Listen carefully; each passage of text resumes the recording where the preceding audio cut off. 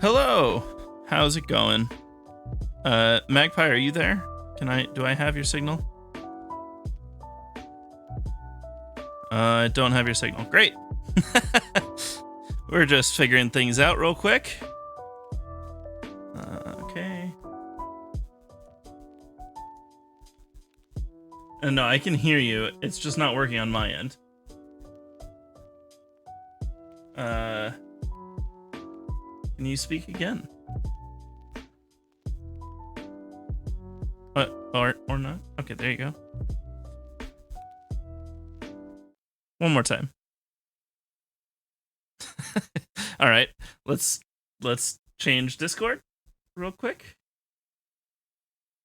One push to talk button is activating in 2 different channels right now, and I can't figure out why.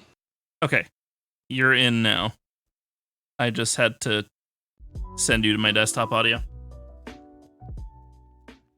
We're just gonna chill today and look at some tier lists and brackets. The more people come in, the better. But otherwise, we will just hang out and go over some brackets. Okay, we're gonna start with best fast food, fast casual restaurants tier list. I put a bunch of the ones in the never had list that I've never had. Magpie, I don't know if you've had any of these that you might want to fight to take off of the never had list. Or you're not there. Great. I'm here. Okay. I'm just having audio issues myself, and I'm trying to figure it out. Sorry. All right, figure it out and let me know when you're ready. We'll get straight into it. All right, best fast food, fast casual restaurants.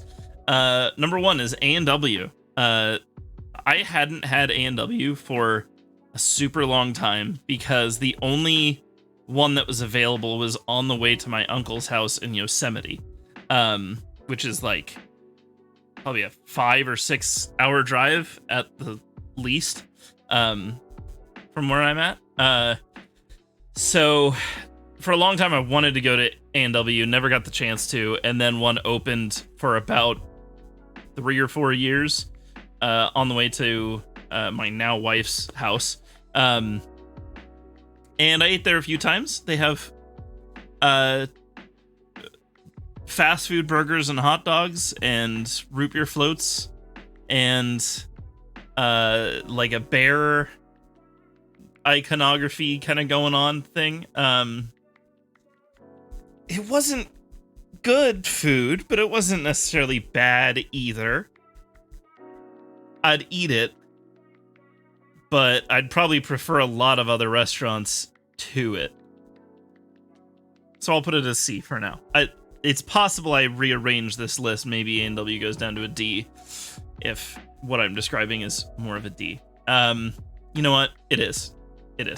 So D category is gonna be like, yeah, I'd go there if I just needed food, but if there was something else, I'm probably gonna go somewhere else. Speaking of which, Arby's. Arby's is the nastiest. Okay. I hear a lot of people say this, but 90% of the time they've never been to Arby's, or they went to Arby's once. Arby's is great. They have a bunch of stuff that they advertise that is not very good. Their market fresh sandwiches are not very good. I don't even know if they have them anymore. Their curly fries are solid. They might be the best curly fries in fast food. The curly fries are good. And if you like roast beef, they do have good roast beef. Throw some of that cheddar sauce on it. It's good. That being said, this is like, if I'm in the mood for it, I'm like, Arby's goes up to a B, but otherwise it's probably at a solid C. Baja Fresh. I have no idea what Baja Fresh is. I think it's a West Coast chain, but I could be wrong. Baja Fresh is... It's not quite like Chipotle or anything like that in terms of like how you order, but it's kind of similar. If you want tacos, you go to Baja Fresh, and it's like Chipotle. You just be like, I want this, and that's how you get your tacos. Or you order off the menu, and you can get burritos and bowls and special tacos and stuff like that.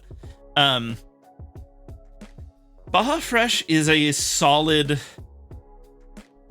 like, fast Mexican place. But there's something really special about their tacos. Their tacos are genuinely, like, really, really, really good fast casual Mexican food. Everything else kind of brings their grade down a bit. But if you're in the mood for, like, Mexican style, like, corn tortilla with a bunch of meat and whatever on top, Baja Fresh is a place to go, for sure. It's like, looking at the other restaurants on this list, it is the place to go if you want a taco. It's better than any of the ones that haven't been looked at yet. If you just want tacos, like a standard Mexican taco. Bojangles, I've never been to because it's an East Coast place. Have you been there, Magpie? I've never heard of Bojangles either. Oh, okay. Well, Bojangles is like a biscuits and fried chicken kind of place, like KFC or Church's Chicken or whatever. All I really know about them is they supposedly have really good biscuits. Like crazy good compared to every other place, from what I understand. Boston Market. Okay. I've been there once. I liked their mac and cheese. Okay. I don't like mac and guess... cheese. What the fuck is wrong? You don't like mac and cheese? The fuck? No, I don't. Kirby.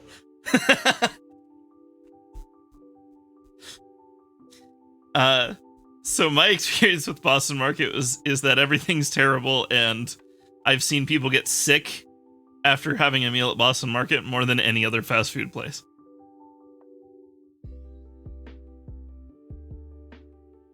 So for me, this is an F. Like, it's awful. Fair. I think that's fair. I had a friend whose family got Boston Market once a week, and he had food poisoning. What? I believe 8 times a year. Holy shit. And it was always from Boston Market. I don't understand how, like, maybe it was just that one, but I think their food quality standards are pretty low because they just let food sit out for a full day, and then if it doesn't get eaten, they'll just throw it in the fridge and then put it back out. So, yeah. Anyways, Burger King. I have words about Burger King. You can go first. Burger King. Burger King at one point was my favorite of like the big 5 burger fast food places. Because at one point they had a little burger called the Stacker, which was like 3 patties, and they do have good burger patty. Like, they do taste good, especially compared to like McDonald's or like Jack in the Box, which just tastes like it's just generic like meat flavor. Burger King actually has some flavor to the meat. And then it had cheese, and then it had Stacker sauce. Stacker sauce was like Big Mac sauce, but far, far better. And that sandwich lasted about a year. And then very recently, they brought it back. And they were like, hey, it's a permanent menu item. And I went, you know what, Burger King? I'll give you a shot. Now, it wasn't as good because they made it Whopper sized, and the Whopper's buns are awful, and it's just too much food at that point. It was like three Whopper patties with cheese, and it was too much. Too much food. But after bragging about how it was a permanent menu item, I was like, okay, maybe Burger King fell off to like a D or an F. Now they're coming back to like a B. Mm-hmm. Last month, They announced that they were canceling the stacker, even though they announced it as a permanent menu item 6 months ago.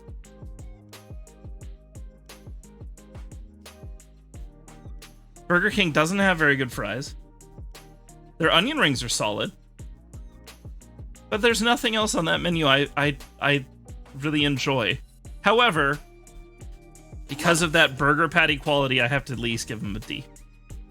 I once had a birthday party at a Burger King, and my mom made me dress up for it. So I was wearing, like, you know, the, like, hose and dress and, like, the pantyhose and dress and stuff, trying to look all cute for my birthday, and I slipped and fell and hit my head on my birthday party at a Burger King. Oh, no. So that's part of why I don't like burgers. Awesome. Yeah, I can see that. I think they're an easy D. Probably leaning towards F at this point, but they have a couple little redeeming things to them. Yeah. Raising Cane's. Raising Cane's is S tier for me. That is, like, my favorite place to go to for fast food. I don't know if it's my 100% favorite. It might be, though. Their chicken fingers are good. Their fries are good. I love the Texas toast that comes with it. If I can, I don't love their coleslaw, so I'll just swap a coleslaw for an extra sauce. I do Which, that with fries. Raising Cane's sauce is some of the best, like, dipping sauce in fast food history. It's so good. Cane's Carl's sauce. Jr. I could drink Cane's. I could. Oh drink yeah, Cane's definitely, sauce. definitely. There was even I don't like tea very much, right? But there was even a time where we had it at work, and all that there was to drink was just they got the big jug of tea. Their sweet tea is not bad for someone that doesn't like tea. So I was. They do have good sweet tea. Yeah, Raising Cane's is the best. And lemonade. Their lemonade's pretty good too. Yeah, I've had their lemonade. The lemonade is good. It's not the best fast food lemonade, but it is one of the best. Carl's Jr. or Hardee's? Awful. Oh. Undesirable. Oh. Here's God, I cannot fix this. Here's my assessment of Carl's Jr. Fries, pretty bad. Other sides, pretty good. They have crisp cut fries are good. I don't know if they still have them, but they had jalapeno poppers that were really good. Onion rings aren't great. However,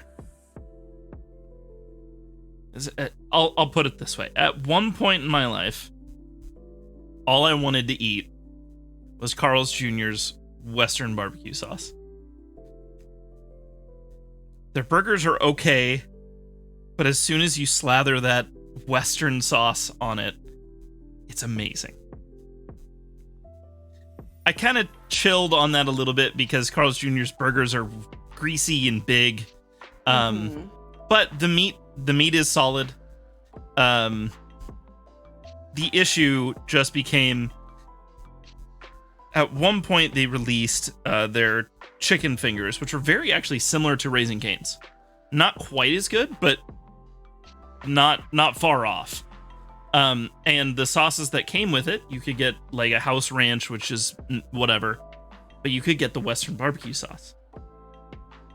So Carl's Jr. went from probably a B for me to like the best because I could get Raising Cane's style chicken fingers with sauce that was as good as the Raising Cane's sauce, in my opinion, just different. And I could get a burger with that sauce on it, and it's great.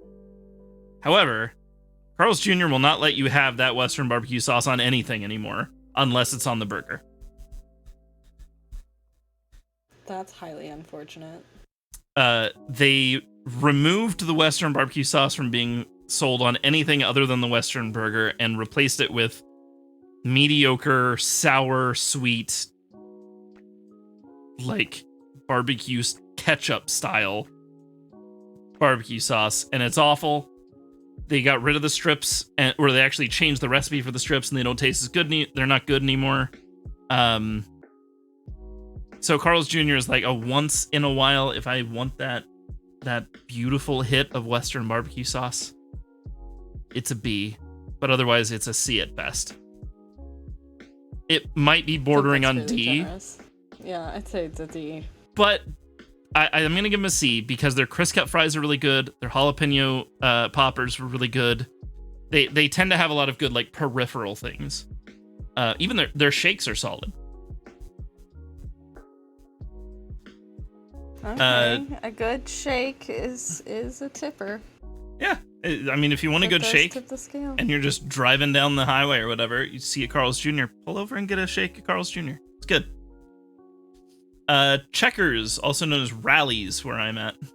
Oh, fuck, dude, you've never had Schlotzsky's? Or Potbelly? Ah, bruh. Or Noodles and... No, actually, Noodles and Company fucking sucks.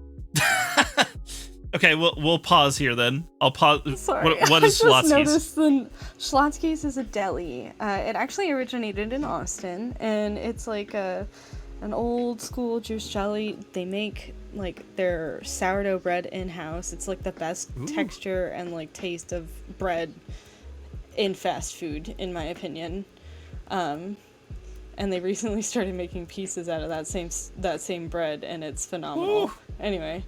Where would you want to put that as a B? That is actually one of my other favorite places. Like, okay, I think I'll put it up there because Cinnabon partners with them too a lot. Oh yeah. So anytime Cinnabon partners with someone, it's good. It's good. Good things happen. Which is the other thing. Burger King had Cinnabon cinnamon rolls that you could get for breakfast, and they got rid of them. What? Burger King, you suck. Okay. They just get rid of their best stuff and then leave the Whopper on, and that's all they ever sell. Oh my god. Is there anything else in this never had list that you want to talk about? Culver's is F. It's Culver's? Awful. Okay. You said Blimpie? Churches. Churches I've had. That's in here. Yeah, Churches is awful. Oh man, I don't necessarily agree. Anyway, the never had list though. There. You might have cut out there. Whataburger, dude. Wait, that's later. The never had. Sorry, I got distracted. I have ADHD. I'm sorry. Zaxby's is okay. I'm gonna Zaxby's get shit for that okay. one. It's like a kind of Louisiana style chicken place. Okay. Let's see. You have Wawa where you're at, right? Well, no, IHOP's that's in here. Florida. IHOP's in our choices. That'll come up. Oh, Jesus. I'm so bad at this. Potbelly is like a sandwich place. It's pretty Any good. opinions it's on solid. that? They've got good cookies. Let's do a C. Sounds like a C place. Yeah, a C place. You kind of like build your own sandwich like a Subway Quiznos. Okay.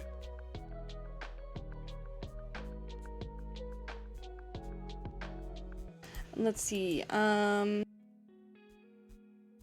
Noodles and Company sucks. All right. That was Brian and I's first date, and the noodles were just awful. We had to leave early. I don't love noodle dishes usually, so I'm fine with that.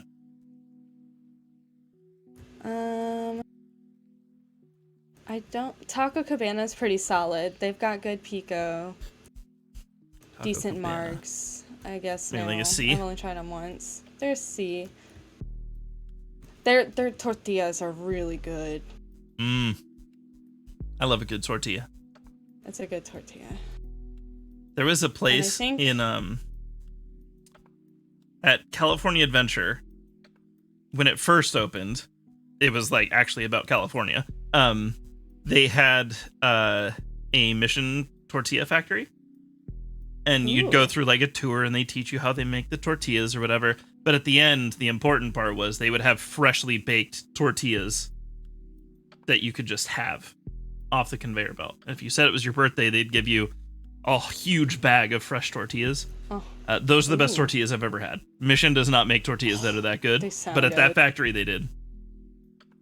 Oh man, a good tortilla changes things.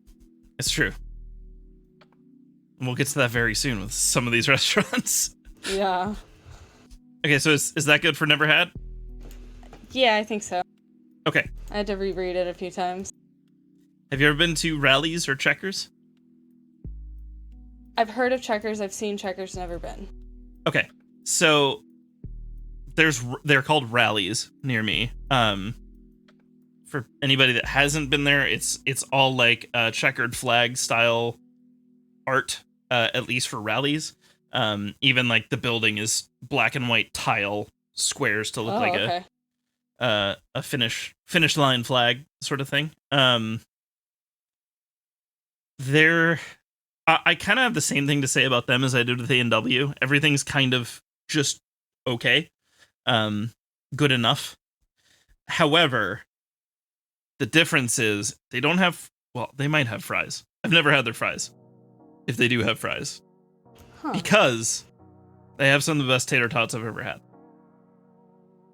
What's that? You never had a tater tot? Oh, tater tot. Jesus, I didn't hear tater tot. Okay. I don't know what I heard. They have the best tater tots I've ever had. So, or one of them. That's a solid tipping point. So yeah, that brings them from a D to a C because they have great tater tots. Chick-fil-A. I love it, but I hate it. Chick-fil-A's an A. So much is good there. So it tastes really good, but I hate the, homophobia. Yeah, for sure. But as a food place. It's solid. Chick-fil-A sauce is great. Polynesian sauce is great. Sriracha sauce is great. Their buffalo is great. Their chicken is just good. A lot of people make one big mistake when they go to Chick-fil-A for the first time. They get a normal chicken sandwich. If you want a normal chicken sandwich that's just a piece of chicken with like pickles, go to Popeyes or something like that. Don't go to Chick-fil-A. But if you want a spicy chicken sandwich or really good nuggets or really good strips, Chick-fil-A is the place to go. Especially just their sauces are amazing. So my go-to at Chick-fil-A is spicy deluxe sandwich, and then I get packets of the honey roasted barbecue and throw that on there, and then I have Chick-fil-A sauce with my fries, the fries are great too. Chick-fil-A is just really good. It is. Chipotle. Chipotle's solid. Chipotle is very good. I have gotten sick from them.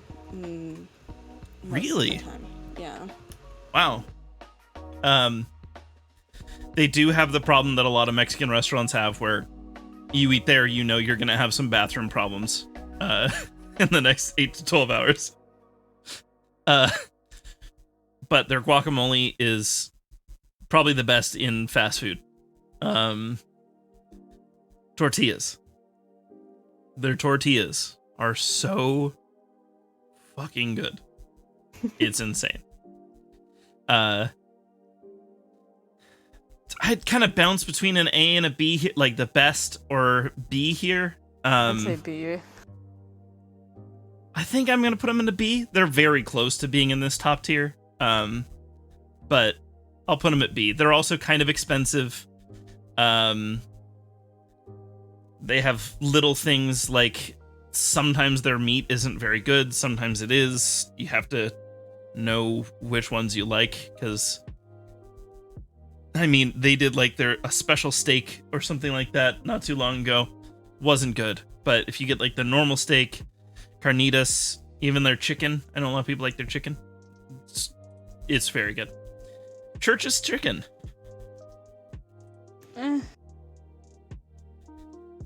It's chicken. I hadn't had this until I was on my honeymoon in Denver. We needed a place to just stop by before we headed out to the town we were staying in. It's on the level of like Popeyes, but it just doesn't have like the specialness that Popeyes has to some of their stuff.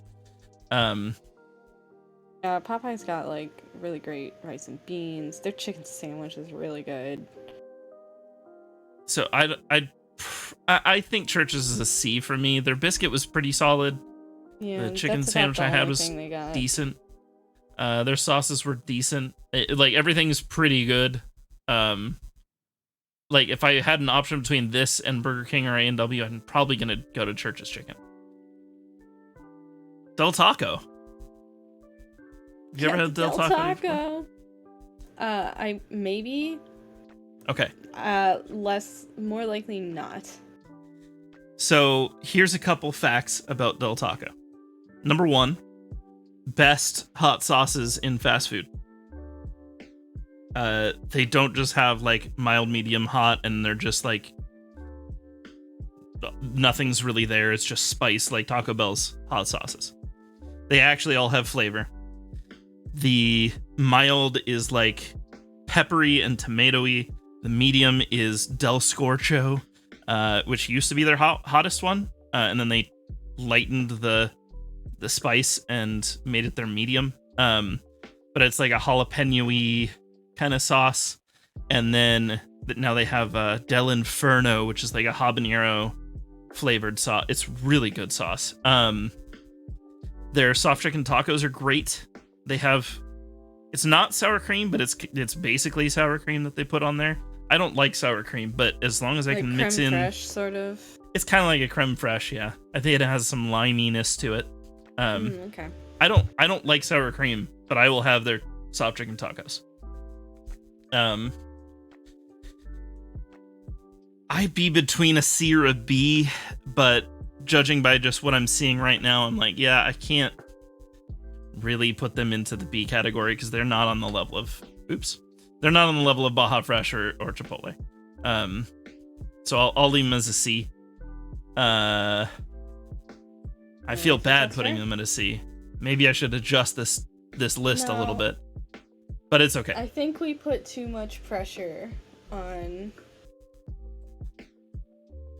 like, you know, A's and B's. That's true. You know what? Fine. I'm happy with Del Taco as a B then. There you go. Wait a second. Okay. My go-to order at Del Taco was one of two things, depending on how I felt for the day. But one of the orders was chili cheese fries, which they have solid chili cheese fries. Their fries are great. And a spicy jack chicken quesadilla. I have met people that love Del Taco, and the only thing they ever get is the spicy jack chicken quesadilla, because that's how good it was. As soon as Del Taco got bought by Jack in the Box, they discontinued spicy jack cheese. Oh. What the fuck? They got rid of one of their best items on the menu. Like, they have a couple of things that are god tier good, and then everything else is mediocre. And they got rid of one of those things. They are a C. Denny's. I hate Denny's. Fuck Denny's. I've gotten sick 100% of the time I've eaten at a Denny's, I've gotten sick. Really? It does not matter where it is. They're subpar anyway. I've definitely never gotten sick from Denny's before. Nothing I've ever had there was good except for the pancakes and the Grand Slamwich, and the Grand Slamwich is just okay. Yeah, however, I'd rather go to Waffle House. Denny's is open 24 hours. If I'm done with I can't go to Waffle House. If I'm done playing a show in the past, where do I go? Go to Denny's. And we just hang out and eat pancakes. And it's not about the food, because the food's not great. It's about hanging out at 3 a.m. and having a good time. It's also some of the times I've had the most loopiest conversations with people. So they're not an F for me. Domino's Pizza. Don't like their crust. I'm not a big fan of Domino's. Some people will passionately, vehemently argue for Domino's, but I don't really like Domino's. I think They are the worst delivery pizza chain, in my opinion. Yes, you can get it fast, but that doesn't mean you can get it good. However, I do see one other thing on this list that I can't make this necessarily an F, because if it's pizza, I'll eat it. Just the fact that they sell pizza makes them a D. But they're pretty close to an F. DQ. Have you ever been to DQ? DQ's okay. Okay. It's like the Texas roads. Oh, that's right. DQs in Texas are completely different from DQs everywhere else. That's a good... So, what is your impression of DQ? Their chicken fried steak. Mwah. It's really good. Especially if you go to a good one. Because some of them can be sketch. Okay. Blizzards are really great. Phenomenal. Yeah. DQ does not have chicken fried steak. Or anywhere else other than Texas. Yeah, we got like fried chicken. Oh, the chicken fried steak is so... That's like the only... The chicken fried steak sandwich. Or chicken tender. I'm always a chicken sandwich. It's so fucking good. The only thing food-wise that I really like at DQ is their chicken strip basket. They have a good chicken strip basket. Their sauces are pretty good. They do have country gravy as a sauce you can dip in. Ryman, and it is good. Their gravy's really good. But they can't be any lower than a D or an F because they have ice cream. Their ice cream's great. Their ice cream's It's just good really soft serve. I don't think they're quite a B because their food's not good. It's I can understand that. I think they're same kind of destination as Del Taco. Is like they're probably bordering there. Yeah. But they're El Pollo Loco. I'd say they're a C. I think that's fair. Yeah. El Pollo Loco. There's like one down the street, and Brian and I have been meaning to try it. Okay. Peach and I have been meaning to try it. My peach dumpling. El Pollo Loco has two different kinds of things. They have chicken, and they have Mexican food. Their Mexican food is not terrible. Their chicken is terrible. It's dry, and I've never seen more grease on a chicken than when I've seen El Pollo Loco catered. Oof. Okay. I have been to summer camps where they catered El Pollo Loco and had just those like aluminum trays of chicken. And there was about a half-inch layer of grease covering the bottom of that aluminum foil tin. I have had El Pollo Loco at one of, catered 3 times, and I got sick 2 of those times. I have had their Mexican food maybe 4 times, and I've gotten sick 1 of those times. Okay. F tier. I hate El Pollo Loco. There are so many people that would disagree with me there. I hate El Pollo Loco. It might be the worst fast food place I've been to. Five Guys. All right, that's a lot. Five Guys is overpriced. It's a solid, Five Guys it's an okay burger. So overpriced for an okay burger. A decent burger with. I don't like their fries. I'll get them Cajun, but even then I'm not like super into their fries. They have peanuts. I guess that's kind of cool. I don't know. I'm not into it. Yeah. If I had a choice, I'd rather not go to a Five Guys. Yeah, exactly. In fact, if I had an option of any of these other places at C, I still wouldn't go to Five Guys because it's $20 for a burger. I'm gonna drop him to a D. Five Guys, not good. I'm not spending $20 on a burger. And I have at Five Guys multiple times. IHOP. I had the same experience at IHOP that I have at Denny's. Yeah, IHOP does not have a good track record. I really like their pancakes, and they've got really good boysenberry syrup. Yeah, their boysenberry syrup's solid. But I'd also rather not eat in an IHOP, you know? Yeah, exactly. I think they're the same thing as Denny's for me. The only good experiences I've honestly ever had at IHOP were like old grandparents taking me there, or like it's 3 a.m, we need somewhere to go. IHOP's close. And everybody's loopy and eating pancakes. Yeah. In-N-Out. It's what a hamburger's all about. It's an overpriced hamburger. It's $5 for a hamburger. It is not overpriced. Oh, that's It's the cheapest fast food place on the planet. Oh, Jesus, come on. They have great fries. A lot of people don't like them. I love them. Incredible burgers. And they're the cheapest fast food place. It's ridiculous. They are cheap. Also, their shakes are incredible too. In-N-Out's number 1. Not even close. I quite like Wendy's Frosties, personally. Wendy's Frosties are not shakes, they're ice cream. Yeah, you have to use a scoop for them. Okay. They're not shakes, they're ice cream. It's just melted ice cream a little bit. I see what you're doing so far. Next is Jack in the Box. I waffle a lot on Jack in the Box. Yeah, same. They've got a really good, like, breakfast croissant. Yeah, their breakfast is good. You know what? I didn't even think about that. I should be talking about breakfast for some of these places. Because Carl's Jr. has a good breakfast burger. Burger King has some of the best breakfast in fast food. Really? I gotta bring Burger King up to a C, because if I'm going for breakfast, I'll go to Burger King. Really? Their croissant sandwiches are amazing. Huh.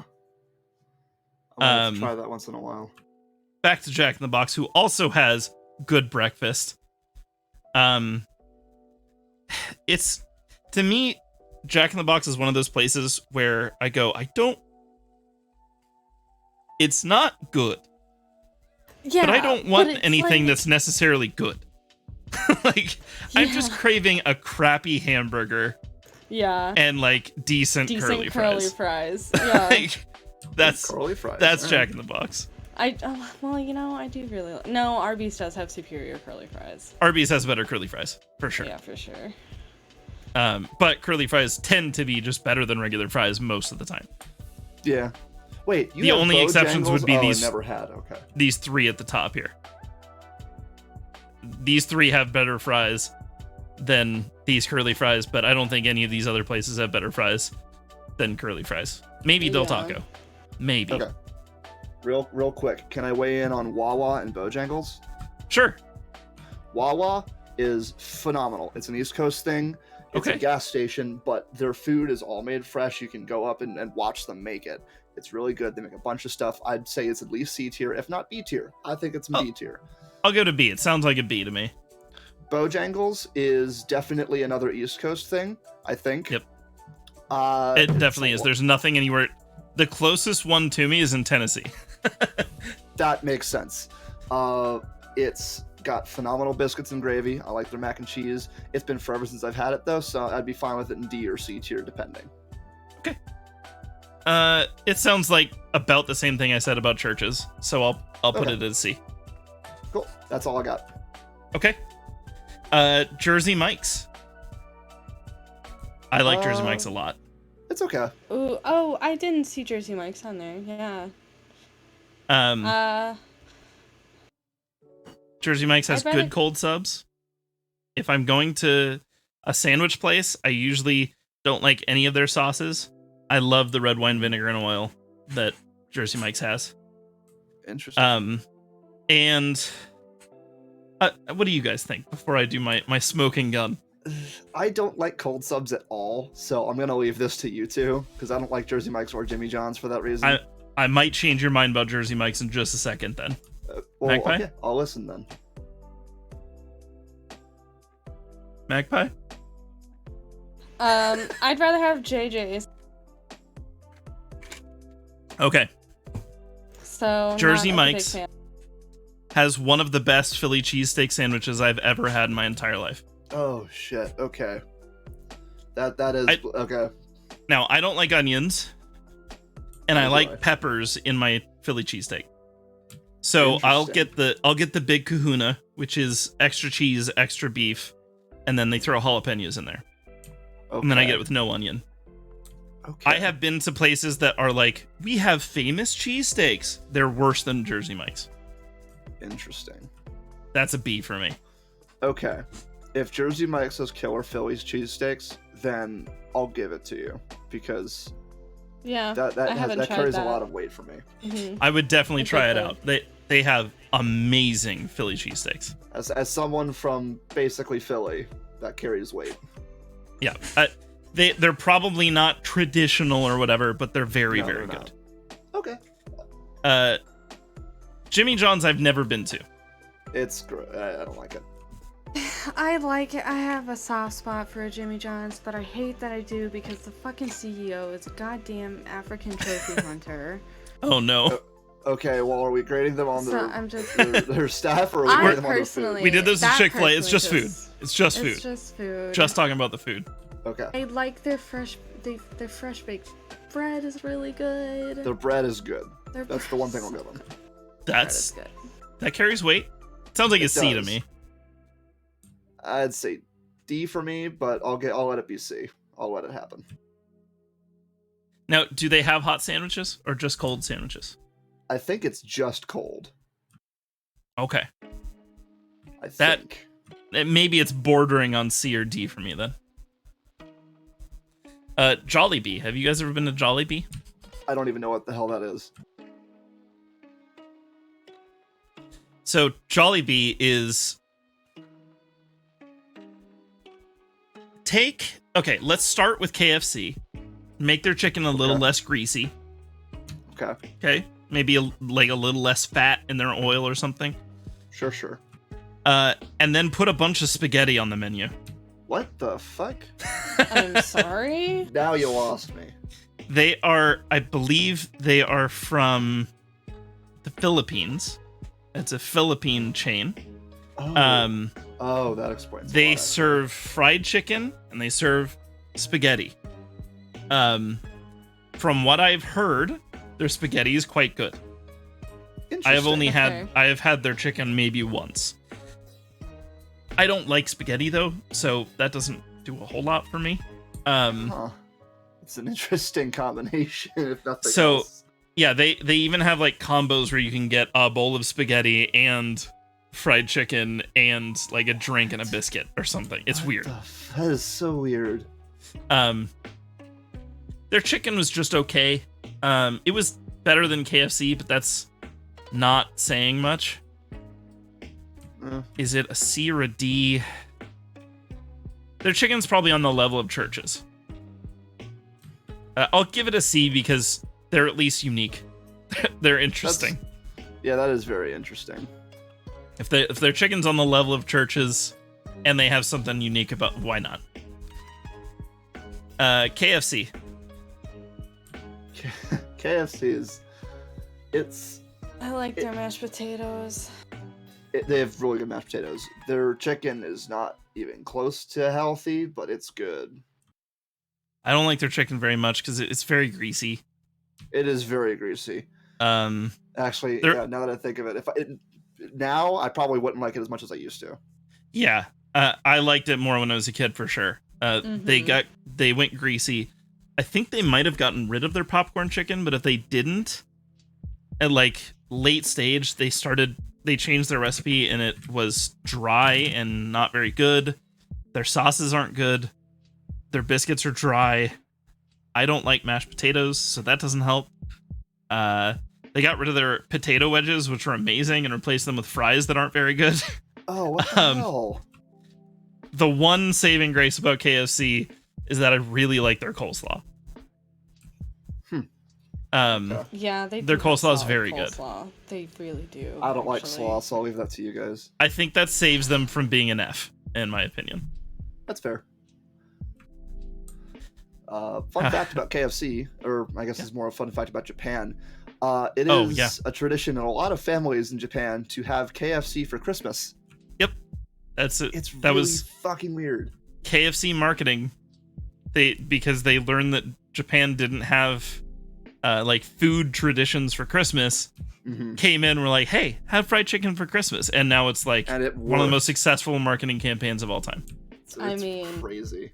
It's brilliant. I would love fried chicken on Christmas. It was Are you fucking serious? It was such a good campaign that it was taught in my marketing class in college. Are you serious? What? Yes. That's amazing. There was a whole chapter on KFC's marketing campaign in Japan about international marketing. Little Caesars. Decent. Love the breadsticks. Bread. Oh my god, dude, their crazy bread is so good. Their pizza, subpar. I'd actually put up all the Domino's. I think. Well, you guys put it at D. I wouldn't put this at F. I'd put Domino's at C. Little Caesars at D. But it's definitely not an F because it's good food. It's decent food for cheap. You know, I mentioned that Domino's was at least pizza, so I'd eat it. Yeah. Little Caesars might be pizza, maybe, but I will not eat it. Little Caesars is to pizza as Taco Bell is to Mexican. Disagree. I really don't like their pizza. Little Caesars is to Mexican. Little Caesars is to pizza what a piece of tortilla that has been sitting out for 3 days is to Mexican food. Okay. I have had their breadsticks and disliked them. Really? I have never had anything at Little Caesars that I thought was remotely good. I'll admit that their pizza, though, when you eat it, it's like fucking rubber. I have literally told friends that bought Little Caesars to save their money and not buy me a pizza. Huh. Again, this is when I was younger. So it's been quite a long time, so I'll let you have this. This is the one I will fight on. Little Caesars is the worst fast food place of all time. Holy I shit. don't know why they're popular. Wow. Long John Silver's. Never had it. Long John Silver's is a fast food fish restaurant. That isn't. There's some chicken too. Hope. So Long John Silver's, I love. That's like a guilty. There's a stigma about fish in fast food that it can't be good. Something that not a lot of people understand. Fish has significantly more restrictions on it than anything else in fast food in terms of quality. Definitely. So if you got a burger at McDonald's and then you got a fish sandwich at McDonald's, the quality between those two ingredients, McDonald's burgers is going to be on the same level as everything else, but their fish sandwiches are actually like significantly higher quality meat. They have to. Long John Silver's is unique in that because they have so much seafood, they just leave everything at that high quality standard. So all of their food is higher quality. It's not amazing, but just because it's higher quality than a traditional fast food place, like I'd have to put it at a C. At least that's fair. They're not especially like amazing in any way. Their tartar sauce is fine. Their fish is decent, like, but tartar sauce. Just generally, their quality is just better than most fast food places. Why do the Brits call it a tartar sauce instead of a tartar sauce? It confuses me so much. I have no idea. It's tartar sauce. I've been watching a lot of Gordon Ramsay recently. That's why I know. Got this. it. Tartar. McDonald's. See. Yeah, I feel very similar to McDonald's as I do with Jack in the Box of like, you know you don't want something good. Yeah. And that's why you go to McDonald's or Jack in the Box. You just want something that's consistent, it's halfway tasty, and it just feeds that urge. And we talked about Jack in the Box has something special with their breakfast. McDonald's special thing, their breakfast is decent, but their special thing is just that if you need a meal for $2, you can get a meal for $2. I don't know if any other fast food place in the world can say that anymore. I can go get a McDouble at McDonald's right now and be pretty full after I'm done, and I'm happy. That's a you thing. They're chicken nuggets though. Their nuggets are actually, that's a good point. Their nuggets are good. Nuggets are and special. Like, hot fries. Oh. That's I should say fries. Oh man. McDonald's fries within the first 2.5 minutes of getting them out of the thing are amazing. Anyway, after the clock turns to 2:31, they are the worst fries on the planet. Yes. They're terrible. It just immediately drops off. They're just, it's the weirdest thing. I know they have like the meat seasoning that goes into the fries, and I don't care. That's not like their seasoning isn't special to me. Panda Express. I'd put it good at B. honey walnut shrimp. Honey walnut shrimp. It's really orange good. Chicken is good. I like their teriyaki chicken. Oh yeah. Their teriyaki chicken used to be better. Did it really? And then they changed it to the thing where they do like the whole fillets and then they cut them, and then they changed the recipe of the teriyaki and the way they cook the chicken, and it's a little bit worse in my opinion, but it's still solid. Beijing beef is good. Broccoli beef is good. It's just they have some stuff around. that's just okay, but they're genuinely pretty good. It's mostly their sides that are just okay. Their crab rangoons are kind of shit. Their rolls are pretty shit. But exactly. Their entrees, solid all around. Yeah, definitely. Yeah. I would, if they were cheaper. Rolls. The spring rolls are good. Yeah, their spring rolls are good. Yeah. And they're pretty cheap. The one thing I don't love about Panda Express is that I feel like they should be cheaper. I'm with you on that. Like, I would actually probably rank Panda Express as a B, but they're really expensive. Like, a small side is $5. That's ridiculous. Yeah, it is. The fact that you have to pay that much for a la carte is ridiculous. Yeah, I don't like it. Panera Bread. How do you guys feel about Panera Bread? Good, but overpriced. Yeah, I'd say the same. I haven't had very much of it, but what I have had, I agree with that statement. So here's the thing with Panera Bread. Okay. Their bread isn't very good. First of all. That's kind of funny. That's their namesake. Second of all, if you don't like mustard, there is nothing on the menu for you. Wow. All of their sandwiches have mustard. Except for one of them, which is a vegetarian like tomato pesto sandwich.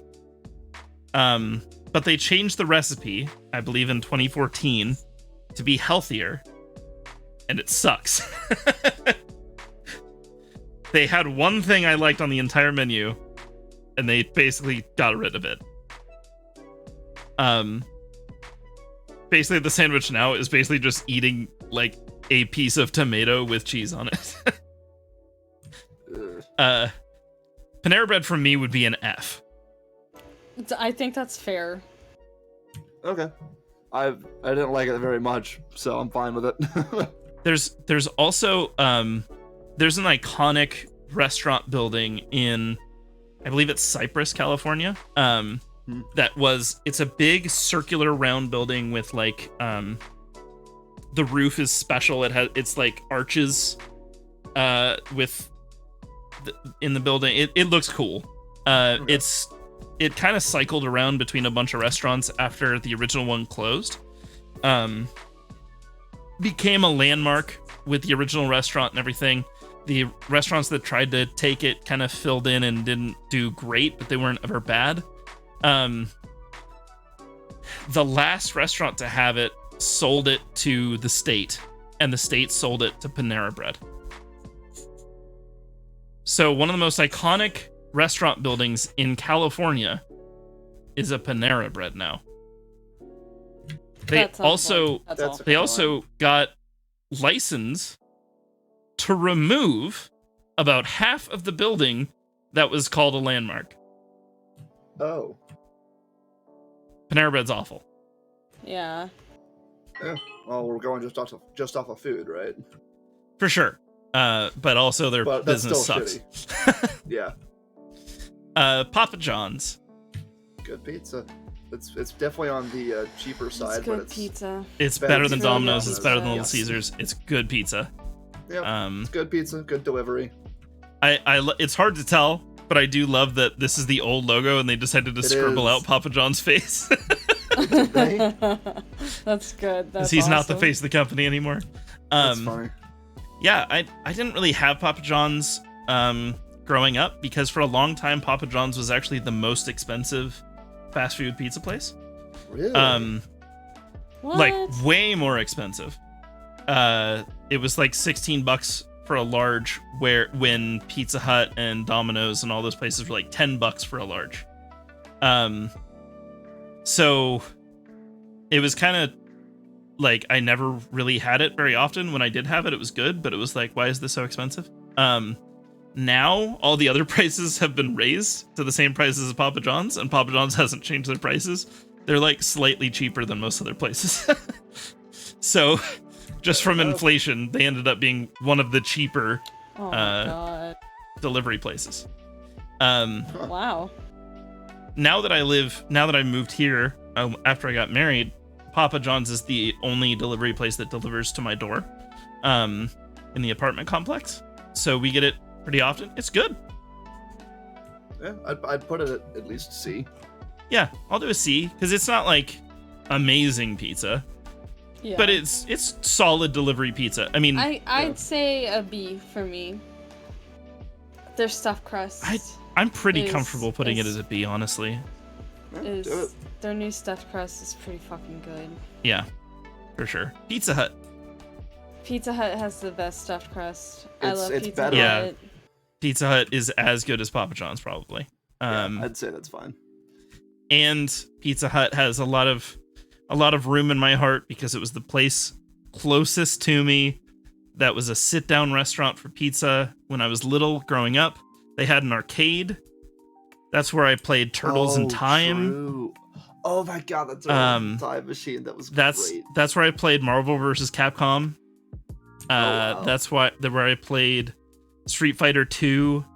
There was a game that they had for a very short amount of time that was basically like you're in a tunnel and you're driving a car kind of a thing, and you can go around the tunnel in a circle, and like shoot things ahead of you and dodge obstacles and stuff. It was really fun. That was just like sounds the like arcade Eurus. near my house.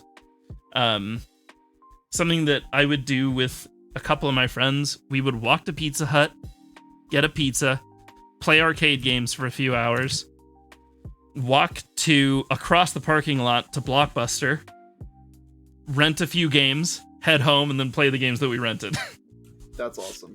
Good memories. A lot of fun. It reminds me a lot of when McDonald's used to have game systems in their places as well. Yeah, they used to have 'Cause them hooked up to N64s. Yeah, they had N64, they had GameCube. It was so cool. I missed It was cool. that. It was a cool idea for sure. The nearest one that did that to me was near the movie theater we'd always go to. It was kind of far, like it wasn't very close. But that was the one time I'd get to go there and play around with the game. I think that's the first time I ever played Banjo-Kazooie. Oh, nice. And I played it for like 5 minutes. Popeyes. Good Good. chicken sandwich. It's just Popeyes. So yeah, I'd say before the B or chicken C. sandwich, Popeyes was a C for me. I felt the same way about it as I did with like Church's when I had that. Yeah, like yeah, it's fried chicken. It was okay. Their chicken sandwich is very good. Yeah, I would it go was to a game Popeyes changer. if I wanted a chicken sandwich. I'd go to Popeyes. Yeah, same. If Chick-fil-A is nowhere close, I'm going to Popeyes. However, oftentimes if I want a chicken sandwich, I also want chicken fingers, so I'll prioritize Raising Cane's as well. But anyways, Yeah. Mm-hmm. it's still very good. I don't know the next three, so y'all have fun. I gotta take Okay. take a second. No worries. Portillo's. Never heard of that.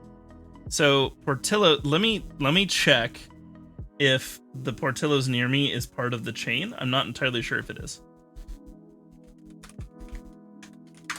So there is a place not too far from me called Portillo's. Okay, it is their California location. Wow. Portillo's is hot dogs, and they have like beef sandwiches and burgers. Portillo's is very good. I really like Portillo's quite a bit. They're one of those places where it's like, if you want a hot dog, that's the best quality fast food hot dog you're going to get, period. Oh, okay. They also have just good beef sandwiches. You can get like an Italian beef sandwich with like roasted peppers on top, and it's good. An easy B for me. It feels higher quality than all of these restaurants at B, though. It might be an A. Wow. I'm gonna make Portillo's an A. That is a place you need to go to if you want a hot dog. If you want a fast hot dog, go to Portillo's. However, just make a hot dog. There is one other hot dog place that I will go to first, and it's not a chain. It used to be a very small chain in California. If you're in SoCal, go to PCH, Pacific Coast Hot Dogs, in Tustin or Anaheim.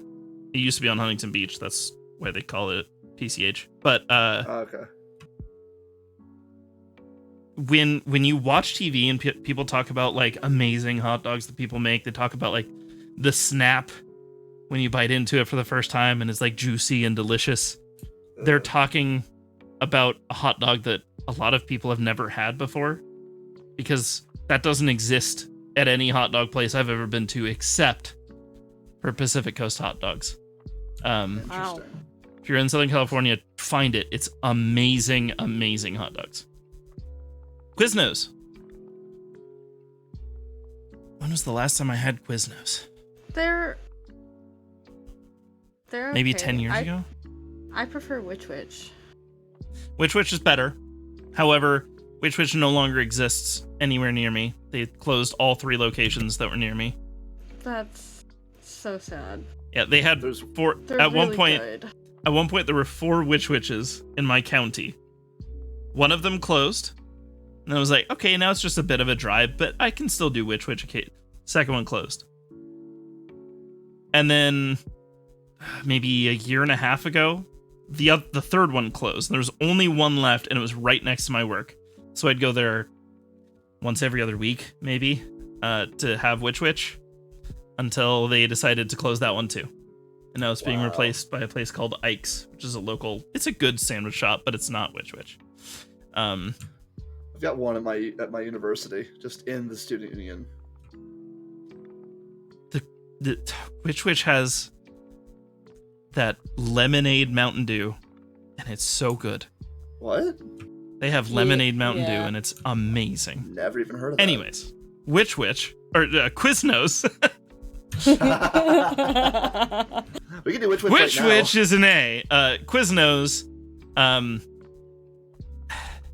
remember not liking it, so I went back in like 2012, 2013, and I was like, okay, I was wrong. They're not bad. But I don't think they're super good either. I think I'd put them on the same level as like what I said for A&W.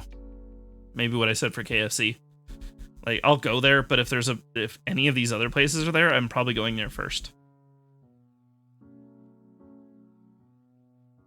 Sparrow. What? You've never had Sparrow? Sparrow is a pizza chain that I've only seen in malls and airports. And it's great. Interesting. When there was a period where we had a place called Howie's Game Shack at the mall near my house. It didn't live very long, but there was a period where that was the place we'd go to every weekend from, I want to say 2 to 2. That's how long Howie's was open. And if the food court was still open while you were at Howie's, head over to Sparrow and get some pizza, because it's good. New York style pizza that you, at least in California, nowhere else has New York style pizza. Until Papa John's did their New York style pizza. Now we have a place called Sergeant Pepperoni's in my county that is New York style pizza. It's very good, but Sparrow is I believe, the only New York style pizza chain. Interesting. It's very good. It's very good. They also have pasta that I've heard was good, but I am not a huge fan of most pasta. So Shake Shack. So strange. Shake Shack's pretty good. It's pretty good. It's a little overpriced. It is very overpriced. Yeah, it's not as bad as Five Guys, but it's not too far off either. Their concretes are real good. Yep. I really love the chicken sandwich. If I had a choice for a chicken sandwich and like the Shake Shack was on that list, I would rather go to Shake Shack. Really? I've never had their chicken sandwiches. That's interesting. There's so only good. one Shake Shack anywhere near. I think there's only one Shake Shack in my county. The Shack burger with red peppers in it is really good. I'm happy putting that as an easy B. Yeah, same. Some people say it's on the same level as In-N-Out. No, it's just not. I got their bacon but burger. it is very good. I'd prefer it to In-N-Out. Yeah, there's no way. No way I'm going. If I see In-N-Out versus Shake Shack, I'm going to In-N-Out 100 times out of 100. But Shake Shack is good. Let's see. Sonic? Yes. Sonic is next. Okay. It's been a long time, but I did enjoy it when I had it, although I didn't have it very often. It was okay. Yeah. Sonic's. Yeah, they got decent mozzarella sticks, but like Sonic's if you food. know you want a crappy mozzarella stick. Yeah, Sonic's food for me is on the same level as A&W. Okay. Nothing's really super special. Their mozzarella sticks aren't bad though. But their drink menu and the ability to go to the restaurant and eat in your car, and they have the roller skate. It's a lot of fun. I think this probably could be a D, but I think all the peripheral stuff for me brings it up to a C. Their drink menu's good. Tons of specialty drinks and stuff. And it's just fun to go to Sonic with a bunch of friends in the car. Steak and Shake. Have you guys had Steak and Shake? Yeah. Unfortunately. Yeah, they're not great. Really? Wow. Yeah. Okay, so like I guess like in Texas they might be slightly better because it wasn't like I would have rather not eaten. But you know. Wow. It's food. I have two things about Steak and Shake. Number one, I have heard that about 15 years ago they completely changed quality standards and everything, and they suck now. That's something I hear all the time. Spoils a lot. I want to say 2001, my family had a vacation to Ohio. That's the only time I've ever had Steak and Shake because it doesn't exist on the West Coast. Really? And that was an amazing burger when I had it. Interesting. However, I learned a few years later they changed their whole model and now they suck. R.I.P. Steak and Shake. So I have an amazing memory about Steak and Shake, where like my cousin's cousin or something like that worked there, and she was like, "What do you like to eat? Okay, these are your preferences. I'll just order for you." Came out and gave us amazing burgers and shakes. But I know that experience probably hasn't existed since 2001. So if you guys want to put it as an F or a D, I'm fine with it. D. It's not an F. It's still decent. Okay. Yeah, it's Culver's is I would have rather not eaten. Wait a fucking second. Why is Noodles and Company an F? It's not good. I don't like noodle dishes. Okay, Kirby, you're an exception. You don't get to But I've never had Noodles and Company. So Haley, I will fight you on this. That shit's delicious. I'll bring it up to a D. Okay. As I've a place opened up right next to the university, and I love it. It's so good. We had BZ, I'm so sorry I didn't see your comments. Let's see, what do we got? Flippin' Pizza in Long Beach is decent. Okay. Yeah. I've had Flippin' Pizza. It's good. Sonic is the place for desserts only. Yes, agreed. And then Steak and Shake, agreed. It's not good when I had it. Okay, good to know. And then Noodles and Company was mediocre when I had it catered. Sounds like it's a D to me. Interesting. It hurts to let you do this. So, Noodles and Company. Oh, we had one near our campus, and that was Brian and I's like first official date was at a Noodles and Company because we were both like, we fucking love pasta. Right. And it offers a variety of different pastas. It does. So, for variety, it's really good. However, we had to leave early because it was just like wasn't. Let's see. It wasn't good. Really? What did you get? All they have I is. don't even fucking remember. Like. Because I want to say I got the Alfredo. Okay. I love their mac and cheese. I liked their Alfredo when I got it. At least I think I did. I judge a place by Alfredo, spaghetti, and teriyaki. Yeah, I can tell you this. Looking at the menu, I would never go here. No. No, their Alfredo doesn't look like something I'd love.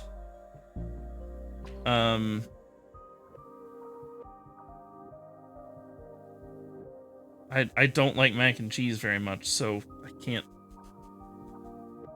It's just not your kind of place. I might do like the spicy Korean beef or something. Like it doesn't look like a place I'd ever want to go. Interesting. We'll give it a D. I say D makes sense. Listen, I understand. I might not have had a good Noodles & Co. Maybe they're better quality on the East Coast because this is not something you see everywhere. That's possible. Yeah, it's not on the West Coast. True. BZ says there are just better options for the same stuff they have. Okay. That's fair. I'll give you that. Speaking of better options for the stuff they have, Subway.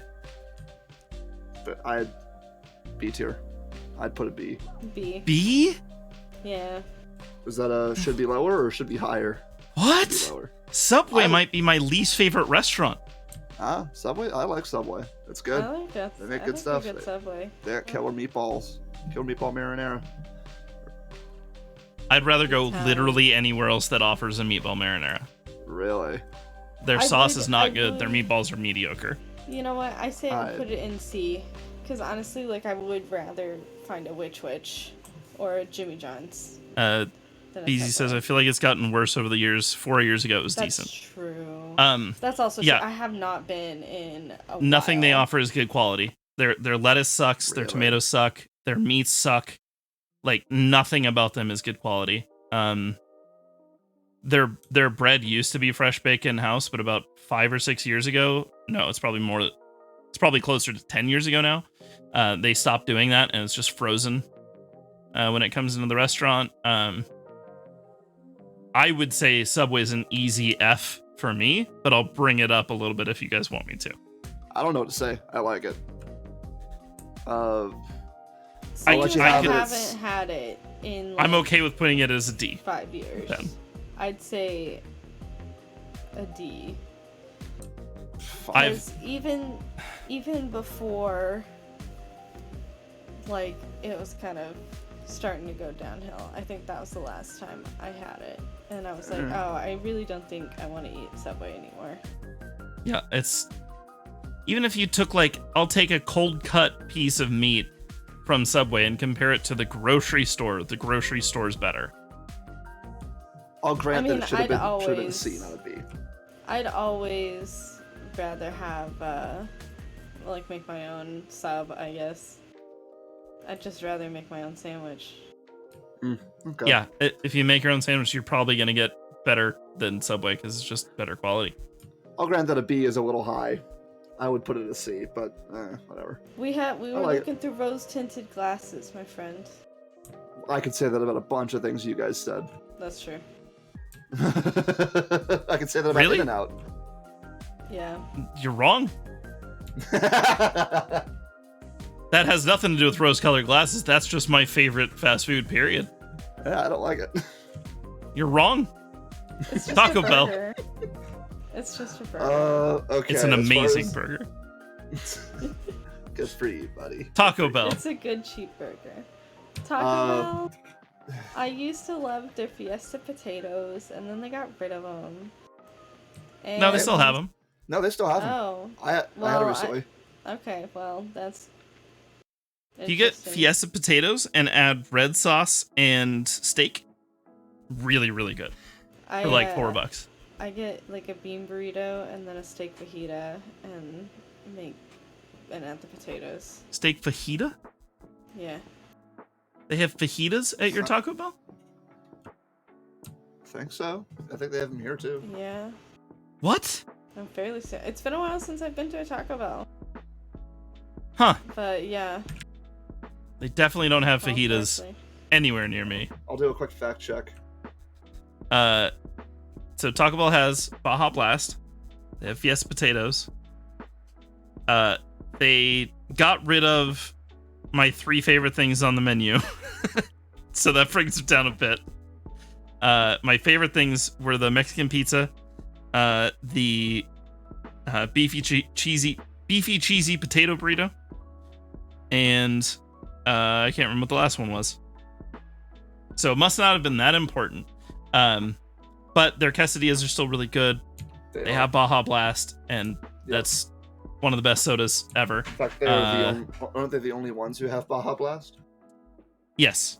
They also put them in stores every summer for a month or two. But BZ says they're bringing back the Mexican pizza. Yeah, so they actually already did bring back the Mexican pizza, Yes, it is and here. were idiots and thought that people wouldn't buy it. So No, they'll buy it. they ran out of supply in about a week.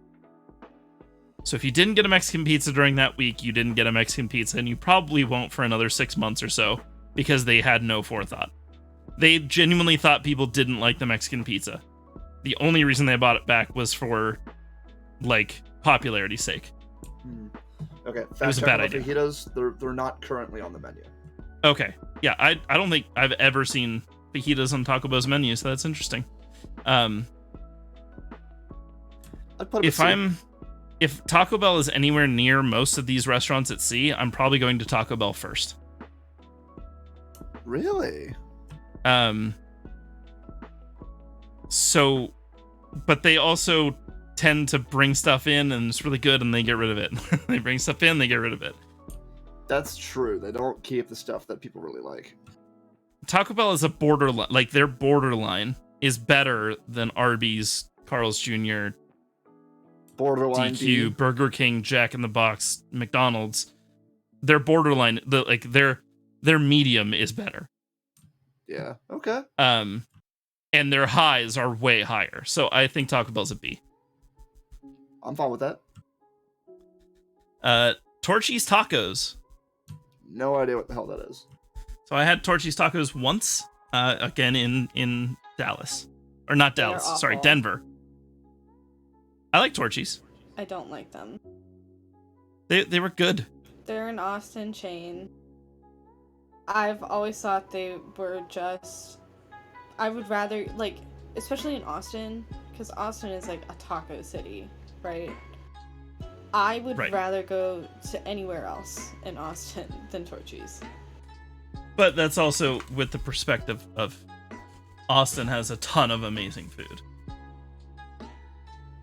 True, but it's just like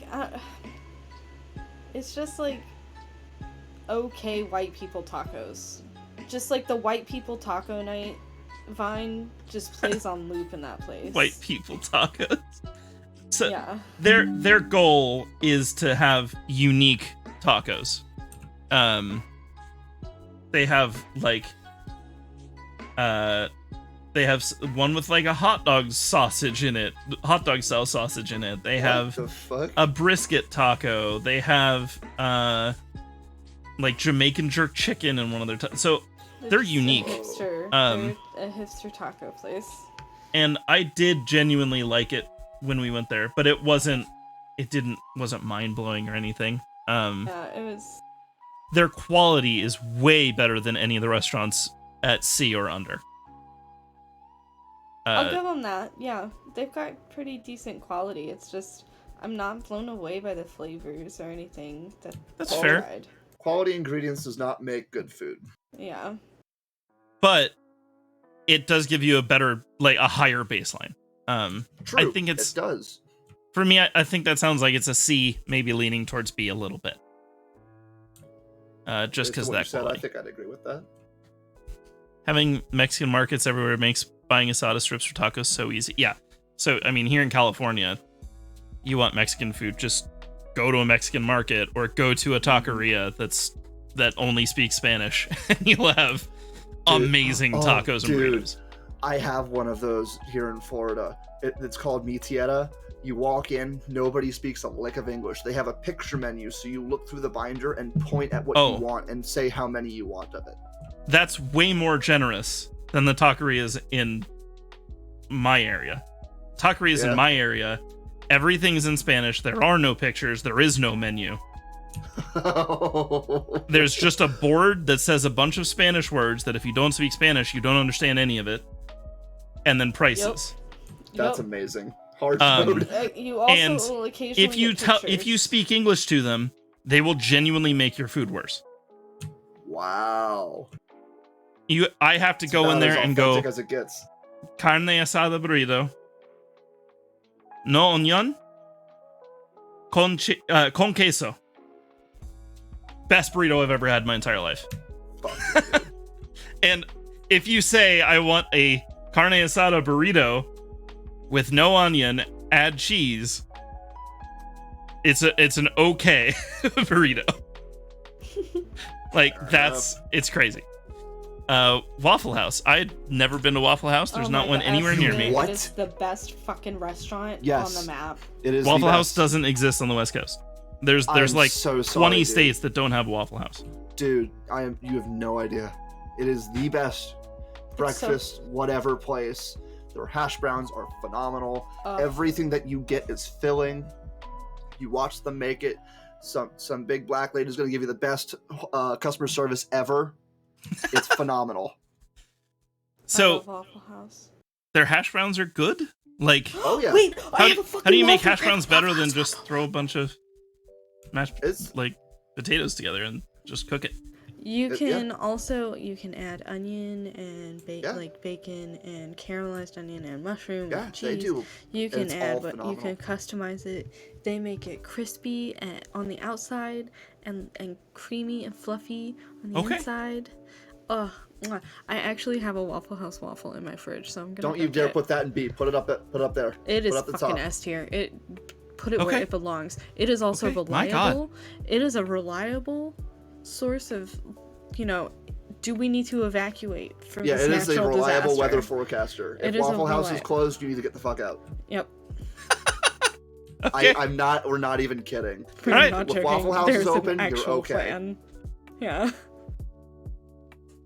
They have levels. Wendy's. I like their chicken nuggets, and they've got good fries. Wendy's is good. And I know the they're Frosties. That's about it. Frosties. The Frosties phenomenal. Hey, Sky Pirate, how you doing? The Law, hey, how you doing? Oh no. What about? Oh God. I'm sure there are things that are being disagreed with in the chat. Oh yeah, there's so. He's gonna hate us for something. Wendy's used to be bad. Genuinely used to be bad. Really? But like 10 to 15 years ago, they said, we're going to beat Burger King out for the number 2 spot try to be better than McDonald's. And suddenly, they were significantly better. Like, they make good food. For some reason, they have issues from chain to chain. Near my family's house, there's a Wendy's, and it's terrible. They oversalt their burgers. To where, like, I have had a Wendy's burger and bit into it and crunched on salt. Ew. It's gross.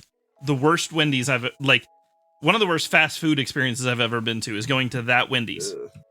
However, When I was in a band, we'd go to band practice and stuff, and it was a long drive, so I'd eat up there before I came back down.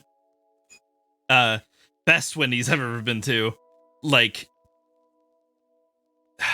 if there's not an In-N-Out around, and maybe if there's not a Shake Shack around, I'm going to Wendy's. That's how good they were. Like, genuinely really, really good burgers. Baseline is probably somewhere in the middle, but I think they're better than most of these chains in C. So I put them as a B. Worst. I'd say B. Okay. I'll follow that. Whataburger. Never been. I actually recently had Whataburger. It was good. I like their chicken sandwiches. I love Whataburger. It's the S tier, baby. It's mwah. Yeah, they don't have them down below the Panhandle of Florida. I recently took a trip up there, and they had one, and it was great. I loved it. Great chicken nuggets. They've got really good gravy when you go to a good one. Really? Gravy? I'll give it that. Yeah, like gravy. You can get some phenomenal gravy from Whataburger. I have heard two things about Whataburger. One being they're amazing. The other thing being, depending on which one you go to, they're either really good or really bad. It depends on the franchise owner, unfortunately. They gotta know how to run things. So their standards from restaurant to restaurant may not be very good, just like Wendy's.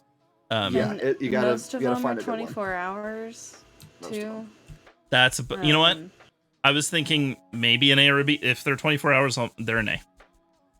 I'll leave them there. There are some restaurants that are not, but you can, at least in Texas, if you find one Whataburger that's closed, you just go to the one to go down the street. Yeah, because they tend to hunt in packs. Yeah, just like going to Starbucks. Yeah, exactly. White Castle.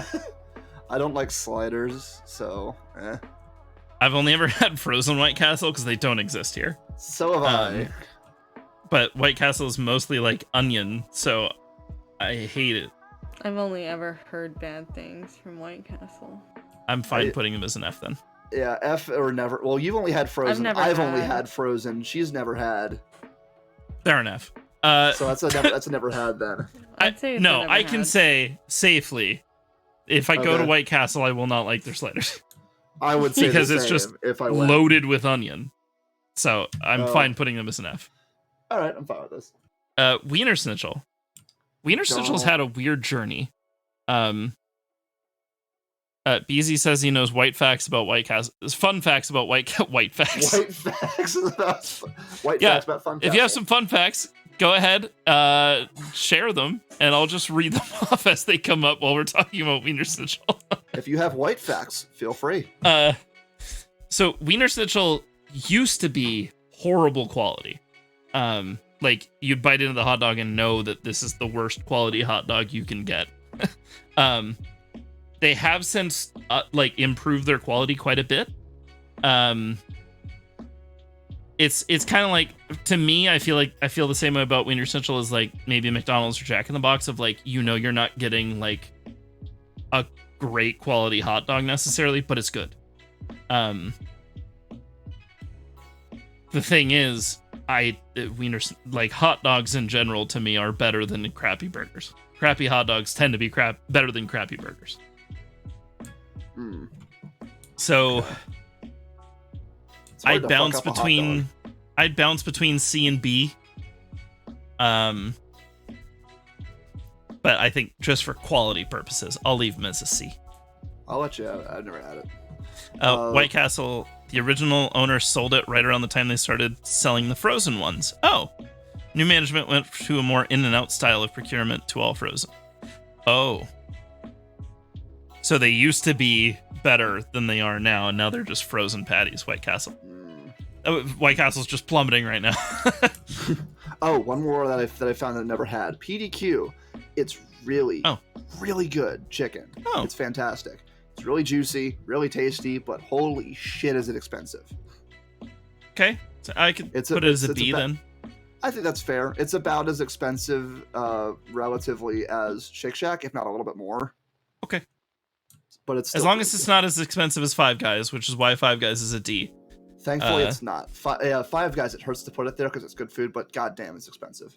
I've been to Five Guys a few times, and it was $20 for just a burger, and I was like, what? I know. Anyways, Wingstop. Never had it. Wingstop's also very expensive. It's better than Buffalo Wild Wings, but that's not saying a lot because Buffalo Wild Wings might be the lowest quality restaurant. If you want wings, and these are the only place you can get wings, you're gonna be like, okay, yeah, this is good. And then you get wings anywhere else, and you're gonna go, oh yeah, Wingstop sucks. I know a lot of people that are like, Wingstop is the best. I love wings. Well, that's because you've never had a good wing before. You've just had Wingstop, and wings just generally are pretty good. Yeah, your perspective's pretty narrow. My favorite restaurant used to be a wing place. It closed down not too long ago, and I literally cried. Oh yeah, that one. I haven't been to Wingstop since because I can't even eat a wing because it's not even close to as good as Wingnuts. You're lost to love. I'm sorry, bud. So I'm gonna put Wingnuts. Wingstop's weird. Compared to all these restaurants, it's a C. Compared to wings, like if I was comparing it to other wing places, if I had other wing places to put on this list, it would probably move down to a D. But I'm happy with Wingstop as a C for now. Okay. So there's our best fast food list. They do have good ranch. Chat, if you don't like it, shout at me. It's fine. We got what's and not like this is from the law. Yeah. So we're gonna take a quick break, maybe 2 or 3 minutes. Like I'm not gonna make it that long. So let me update the timer on that. Do that. We will be right back. Right back. All right. A quick note about Moe's and Sheets. Sheets is like Wawa, but slightly worse. I haven't had it. This is what I've heard and what I've seen. They mimicked a lot of Wawa's kind of infrastructure, the way that they serve food. It's also a gas station. It's okay. From what I've heard and seen, it's okay, but it's not as good as Wawa. As for Moe's, I have had it once and I fucking hated it. Fair enough. But again, I had it once and it was like 8 years ago. I just saw the Qdoba was a never had. I've never had Qdoba. We have it at the university. They changed their logo. They changed their logo, so I didn't recognize it. Oh, did they? I like it more than Chipotle. Oh, they did. They've got really good guac, like really good guac, and really good quesadillas. Oh fuck, Cookout! Oh my god, Cookout's phenomenal. Cookout is a Carolinas thing. It's like Carolinas, Georgia, Tennessee, that region. It's great. I didn't see that.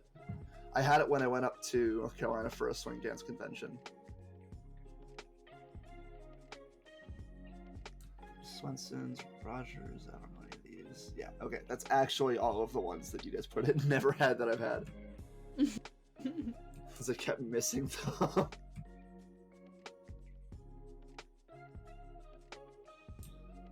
What are we doing after this?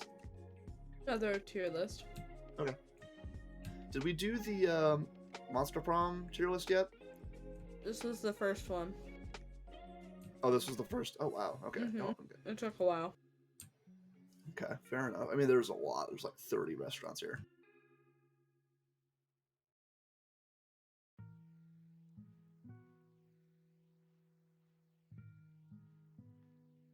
Where was that Monster Prom bracket anyway? Where was that? I found it on Twitter. Let me rephrase. In what channel did you guys share it? I don't remember. Memes? Maybe? I don't remember.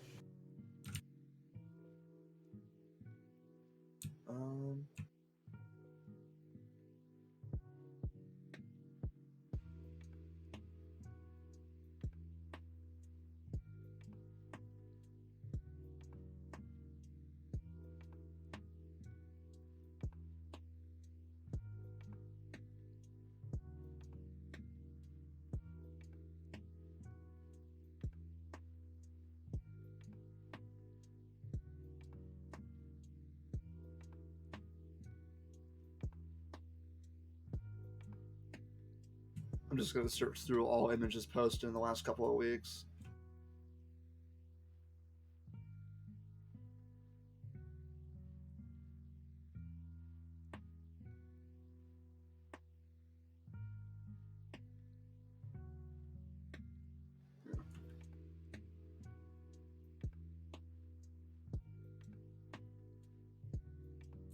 Sure.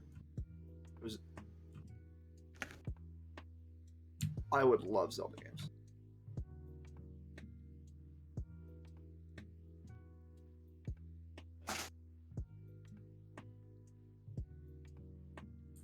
Interesting.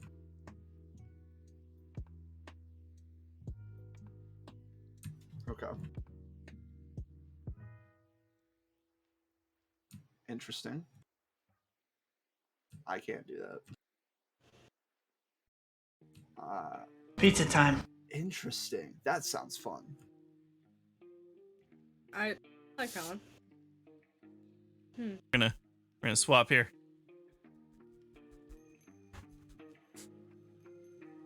Hey, all right. Oh, we're back early because Valhallan, thank you so much for the follow. Just to let you guys know what's going on here, there is a bar next to me here that is our path to affiliate. As soon as we hit affiliate, we're going to do a giveaway stream for anybody that's a follower. As long as you're a follower, you are entered in the giveaway stream, and you just need to show up to the giveaway stream when it happens. That'll happen as soon as we go affiliate. To the far corner over there, you see me with a little health bar. Those are bosses. Every time we down a boss, we get a new giveaway item added to the giveaway stream. So you can take down bosses by following. If you're a new viewer, you can also take down bosses by donating. If you want to donate, you can just scroll down or check the page. And essentially, all that means is you're donating money towards improving this stream, and I'm going to be donating quite a big portion of our donation stuff to Write Love on Her Arms, which is a suicide awareness or mental health awareness charity. Donations start at $1, so you don't have to donate a whole lot if you don't want to. You don't have to donate at all if you don't want to. I don't mind. But if you want to donate, you don't have to donate much if you can't. And that'll add more giveaways. It'll add more entries, all that good stuff. Now then, let's get into our next tier list. Zelda games. Ooh, this is gonna be fun. I wish I could I wish I could pull up some Zelda music, but just in case, we're not going to. That's safe. That's safe. It does look like my music bot broke all of a sudden. Okay, it's working now. This is also kind of gonna be hard to identify all of these. But Valhalla, thanks for showing up. Appreciate it. All right. That emote's great. Our first game. Okay, our first game is Link to the Past and Four Swords. Let's just call this Four Swords Adventures. Yeah, it's Four Swords Adventures. Okay. It was a combination I've release. Played it very little. I've played Four Swords Adventures very little. It was a multiplayer GBA game.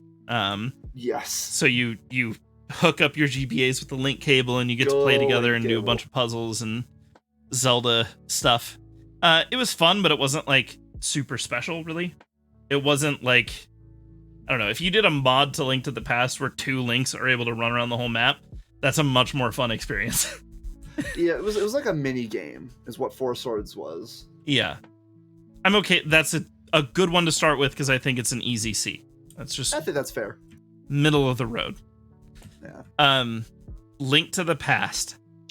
Oh boy, this was what defined the Zelda franchise. This is what created the formula that lasted for decades as to what a Zelda should be. Because originally it was the original Zelda on NES. No story, no direction. You show up in a cave, talk to an old dude. There's a sword. Thank you, and then you just go. and you go rescue Zelda, and that's the whole story. Yeah. Link to the Past was a detailed story with alternate worlds to look into and tons of interesting items that did things more than just combat-wise to beat enemies with. Like, there were puzzles and stuff. Plot, reasons to go to the places that you're going, story. It's one of, if not the best SNES games. I would agree. One thing that I do have against it is that you had to go in order for everything. Right. Yeah, which so nowadays is kind of frowned upon, and I don't like it, but it's one of the Zeldas. Nowadays, if you're going to play it now, you're gonna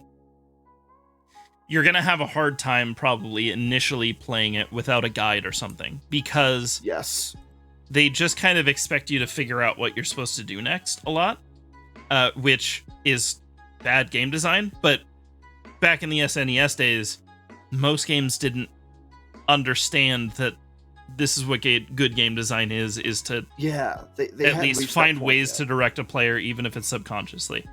This was still in the early days of game design, where things weren't really written out. There were no key tenets to it. Which is why Mega Man X was such a revolutionary game. Yes, because it was Mega the Man first X. game to introduce here's how to go through your controls, here's how to use these things without telling the player. It just gave you an opportunity to learn without telling you that they're teaching you. Whereas Link to the Past does have some of those issues of just being like, you beat the temple. Where do I go now? Yeah. But it's an easy S. It's very good. As long as you have something to hold your hand a couple times through the game, you're going to enjoy it even today. Link Between Worlds. Its sequel on the 3DS. I would actually place this... fantastic game. I would place this at the same, if not higher, than Link to the Past. I think it did a wonderful job. Yes, I think it did a wonderful job of succeeding it and maintaining its legacy while also introducing its own style, its own personality, and building on its own mechanics as well.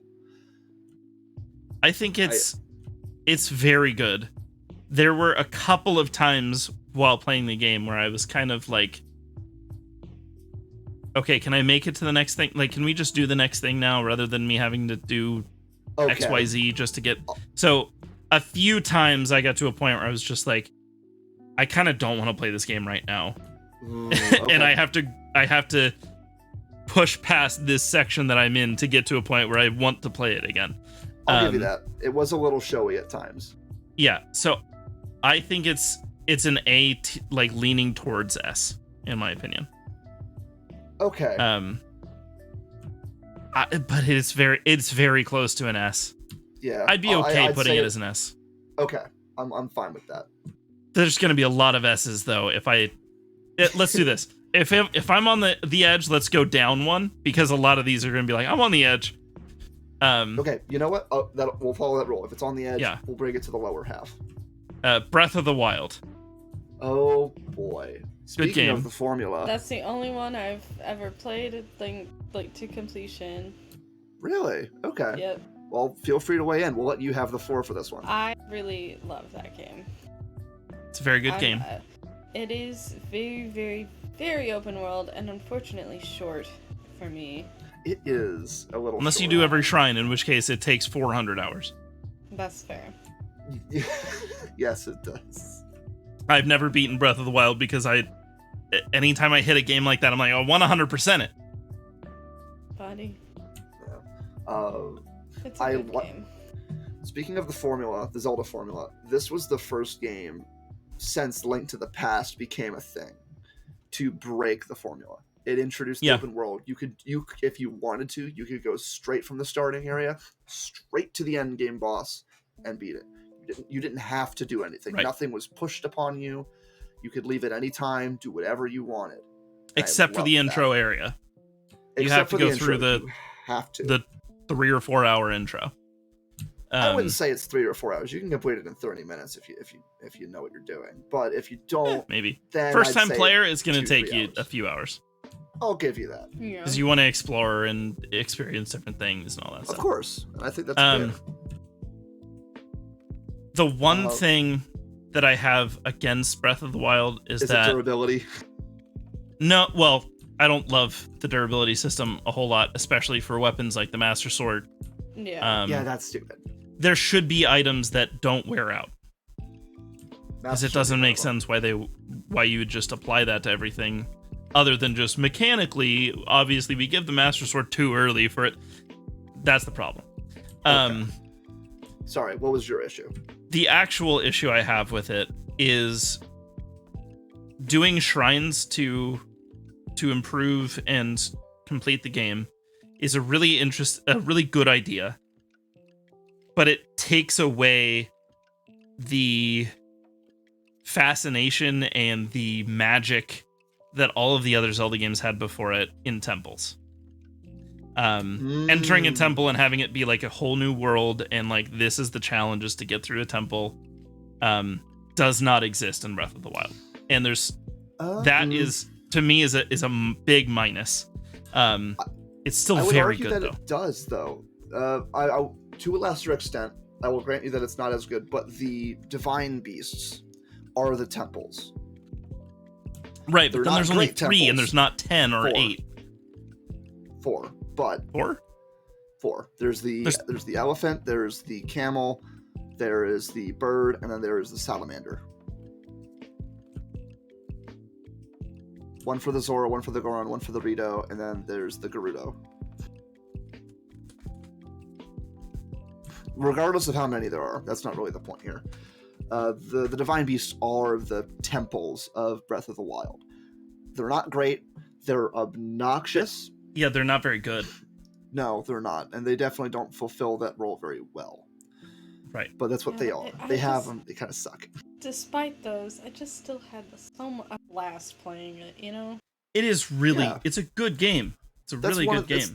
That's the big hang-up, is the lack of temples. Like, sure, every shrine is a mini dungeon, but they get all samey, and then half of them are just tests of strength, and the other half are just really annoying.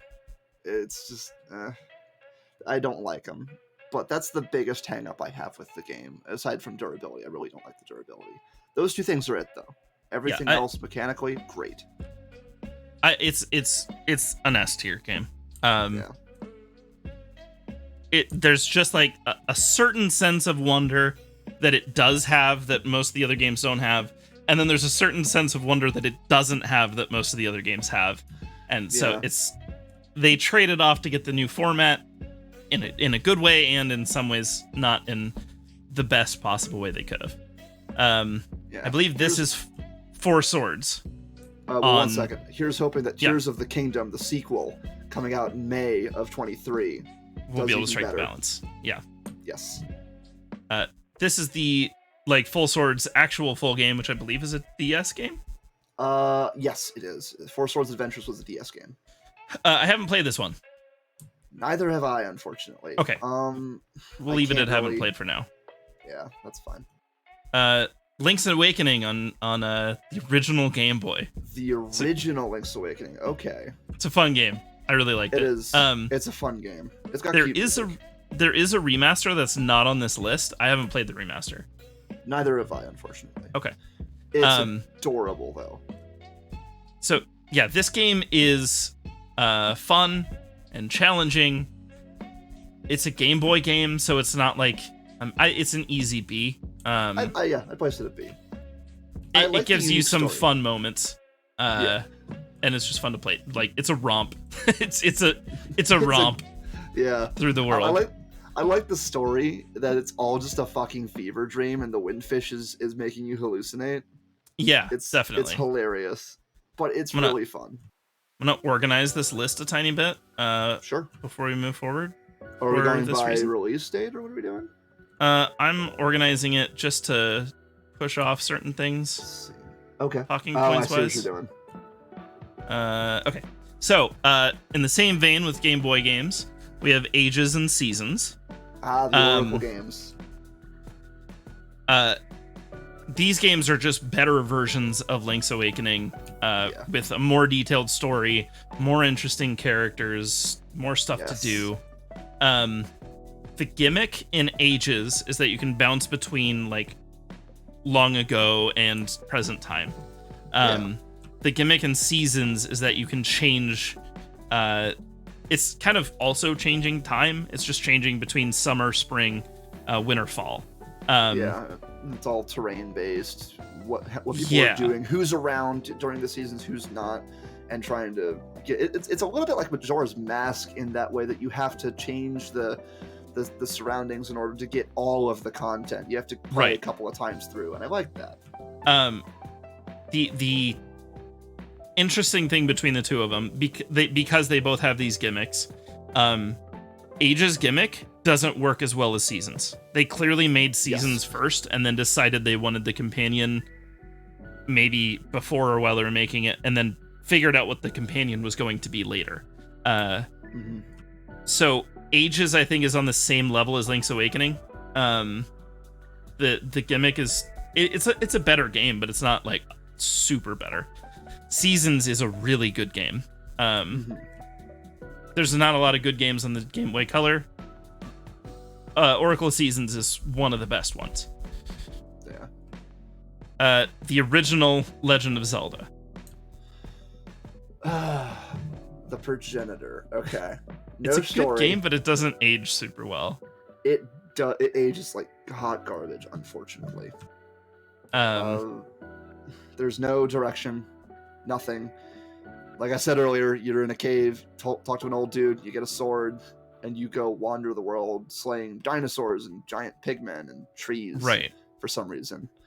But I will say that its gameplay was actually kind of interesting. Yeah, gameplay was good for its time. Combat was actually difficult. Yeah, for sure. I think this is a C, but it's only because of time. For its time, it's probably an A. I'd say that's fair. It just didn't age well. Unfortunately. Adventure of Link, Zelda 2. Oh God, why? A lot of people hate this game. A lot of people love this game. It's a toughie. I don't love the gameplay of this game at all. Nor do I. But it has some of the best music in video game history. And I hate that it does, because it gives me a reason to acknowledge it. I'm going to put it as a C because it has the best music until like N64 PS1 era. This is the best music in a video game. Okay. If that's it, then sure, C. If you're thinking like, but I don't know any of the music. Yes, you do. Yes, you do. Smash Brothers does not have any original music. It's all music from Zelda 2. Yeah. Oh my God, that's the way to put it. And the second I say that, you go, oh yeah, all the music in Smash Brothers is good. That's because it's from Zelda 2. Yeah. That's how good the music is. You actually just gave me that epiphany. Fuck. Okay, I'll let you have C. I'll let you have it. Phantom Hourglass. It's on the DS. It's a fun game. Phantom Hourglass and Spirit Tracks were both the Zelda games on the Nintendo DS. Yeah, they were not technically like direct sequels to Wind Waker, but that was kind of the idea behind them. They were in the same vein because of the whole traveling between places on some sort of vehicle. Spirit Tracks, obviously, a train. Phantom Hourglass, and they used the same art style. They did. It was same era. There's debate and confusion over whether or not it's the same Link, and I believe they ended up eventually saying that Phantom Hourglass was, but Spirit Tracks wasn't. Correct. Which it doesn't feel like the same Link in Phantom Hourglass because the world doesn't make sense after the events of Wind Waker. It's right. Phantom Hourglass was good, but it had what I said about Link Between Worlds, where there are periods where you're like, I'm kind of just like, I don't want to play this game until I get past this point. Happens a lot more often. Okay. And then everything in between is amazing. Yes. So I'd go with a B. for Phantom Hourglass. Okay. Now, I haven't played Spirit Tracks. I have to completion. The interesting thing with these two games is they are mechanically identical. It's the same engine, the same mechanics, almost all the same items. It's the same. The difference is in the world design, the story, and frankly, the music. The music in Spirit Tracks is wonderful. I love it. Their overworld theme is my favorite. Wow. It's phenomenal. Okay. Yeah, they have my favorite overworld theme. The train is limiting. It's kind of annoying to go from place to place, but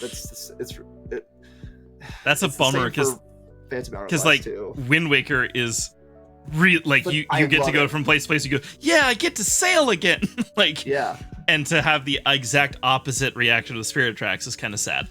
Yeah, it's because the train tracks don't go everywhere from the start.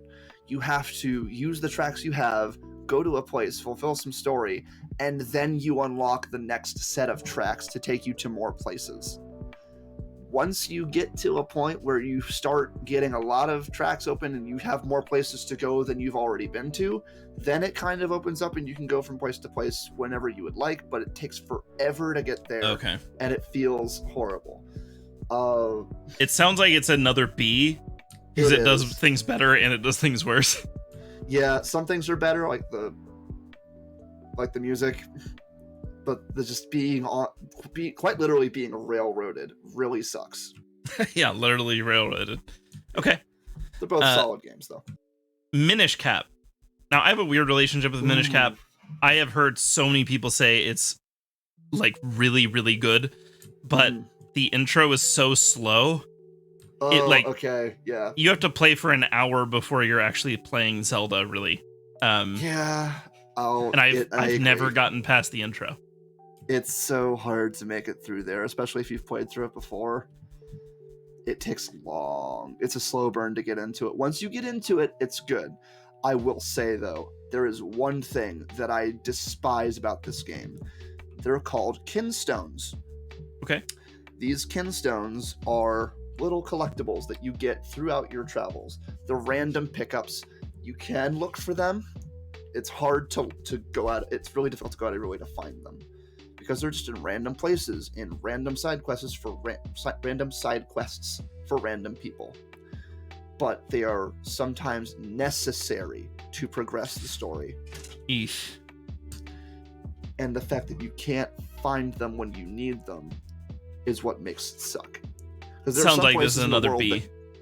There's some places in the world that you cannot get to unless you find these very specific kinstones. Bummer. That you cannot seek out unless you have a guide. It's really rough. But the music, the game design, the gameplay, the story, it's great. I love it, but fucking hate the kinstones and I hate how slow of a burn it is. Yeah. I got through the intro the first time I played it and was like, that was such so slow that I'll come back to it later. And I forgot to come back to it later. So years later, I come back to it and I'm like, well, I don't remember the story. And then I started playing the intro again and I went, okay, now I remember, I'm remembering how the story goes now that I'm going through it. I really don't want to go through this again. So I've never gotten through the intro. That's because rough. The intro is just that slow. Especially for a mobile, on a GBA game or something like that, give me story for 5-10 minutes if you're going to start it out and then just get going. Give me something. Yeah, on a Game Boy, you gotta let it go quick. Yeah. A good example of this is Legacy of Goku and Legacy of Goku 2. I've played 2. Legacy of Goku is generally it's just not as good a game. They did improve a ton. But the intro to it is so long that it's really hard to do much with it. It's a long intro. Legacy of Goku 2 has an intro that is about 3 minutes long, and then they go, okay, go fight. Yep, and you're like, oh, I'm Goku? I get to go fight? What is this? And it's awesome. Right. Yeah. And suddenly, that alone is like the difference between a good intro and a bad intro. Just get the 2-in-1 pack of Legacy of Goku, played 5 minutes on one and 5 minutes on the other, and you'll be like, okay, now I understand what good game design is on the GBA. Yeah. Skyward Sword. Oh boy. Okay. Have you played this? I have not. It's the only mainline game I haven't played. I'm alone on this. Okay. So the idea in this is that you live in Skyloft. It's a city in the sky. This is canonically the first game in the timeline. The goddess Hylia raised this flying city, or took the city from the world of the ground, whatever you want to call it, and raised it into the sky to protect it from all of the evils of the world, because Ganon was taking over, because this is the first Ganon. Yep. So they've been living in the sky for a very long time. And the whole idea of the game is that Link is chosen by the goddess Hylia to save the goddess Hylia's incarnation, because this is where the whole hero goddess Ganon reincarnation scheme started. This is the first hero, or sorry, this is the first reincarnation of the hero, the first reincarnation of the goddess, and the first reincarnation, or no, actually, it's not even Ganon yet. This is the first evil, the Demon King demise. Right, I'm getting to the mechanics. So the idea is that you live in Skyloft and you're going down to the lower world, which I'll just call the land, to do these things, to go to these places, solve these puzzles, collect these items, and take out the evil things in your quest to find Zelda, who is the daughter of the chieftain, who was kidnapped by a servant of the Demon King. So you're trying to go find Zelda, and all along the way you're finding out about this prophecy that you are the hero, that Zelda is the reincarnation of the goddess, and that you have to stop the Demon King demise. It's just really annoying to go from Skyloft down to a place and then back up to Skyloft and go down to another place, because you can't on the land. You cannot go from region to region. You have to go back up to Skyloft and go down to another place. So Skyloft is like a hub world, and you're playing levels like Spyro. Yes, and it's really annoying. That's weird. Not to mention, Skyloft, the city, is a bitch to get around. Now, the island itself is fine, but there are a bunch of tiny little islands around that you have to go to for little side quests that are required for the story. Yeah. And the flying is just so slow. Like, the birds are a cool idea, but it doesn't work in execution. Okay. And the motion controls aren't an issue at all. They are an issue. They're really bad. All right, sounds like this is a C or a D, actually. I would put it at C because of all of the issues with motion controls and how annoying it is to get around, and some of the puzzles are just really bad. Okay. It was. I don't really think anything's going to be a D. Yeah. I don't think anything is. Yeah, I don't think anything deserves to be a D. Yeah. Okay. If anything does, it's Skyward Sword, but it doesn't. But yeah, it's Twilight Princess. It's really cute. But no. Okay. Twilight Princess. I've played a little bit of it. I never finished it. Twilight Princess is very good. I agree. It might have the coolest, most useful gimmick in any Zelda game, of being able to hop between wolf and human form. Yes. Really cool. A lot of fun. The issue is kind of later in the game, they kind of step away from using the gimmick almost ever. So I'd say probably the last third of the game, it's pretty easy to forget that you can become a wolf. The art style is strange and weird, but also really charming. Gameplay feels very good. I played it on the Wii, and the motion controls, they took away a lot of the, or they added a lot more motion controls on Skyward Sword. They did. You also had an option to just not use motion controls and just use buttons if you used a Pro Controller. Right. Because it was also released on the GameCube. Which is the same controls they had on GameCube. Yep. The However, the like innovative thing that they introduced was the ability to point and click for targeting, which was really, really fun. It was fun to take out the boomerang or take out a bow and arrow or whatever and just be able to point at the screen and point out what you're doing. Was the best, most accurate thing you could do on the Wii, which genuinely was not ever accurate. So Twilight Princess had like the best synchronicity with the Wiimote and how accurate it was. It didn't lean too far into it. Didn't force the motion controls on you. It didn't lean too far into like Skyward Sword did. You didn't have to do it, but you could if you thought it was cool, which I appreciate. You would genuinely be better at the game if you used the motion controls.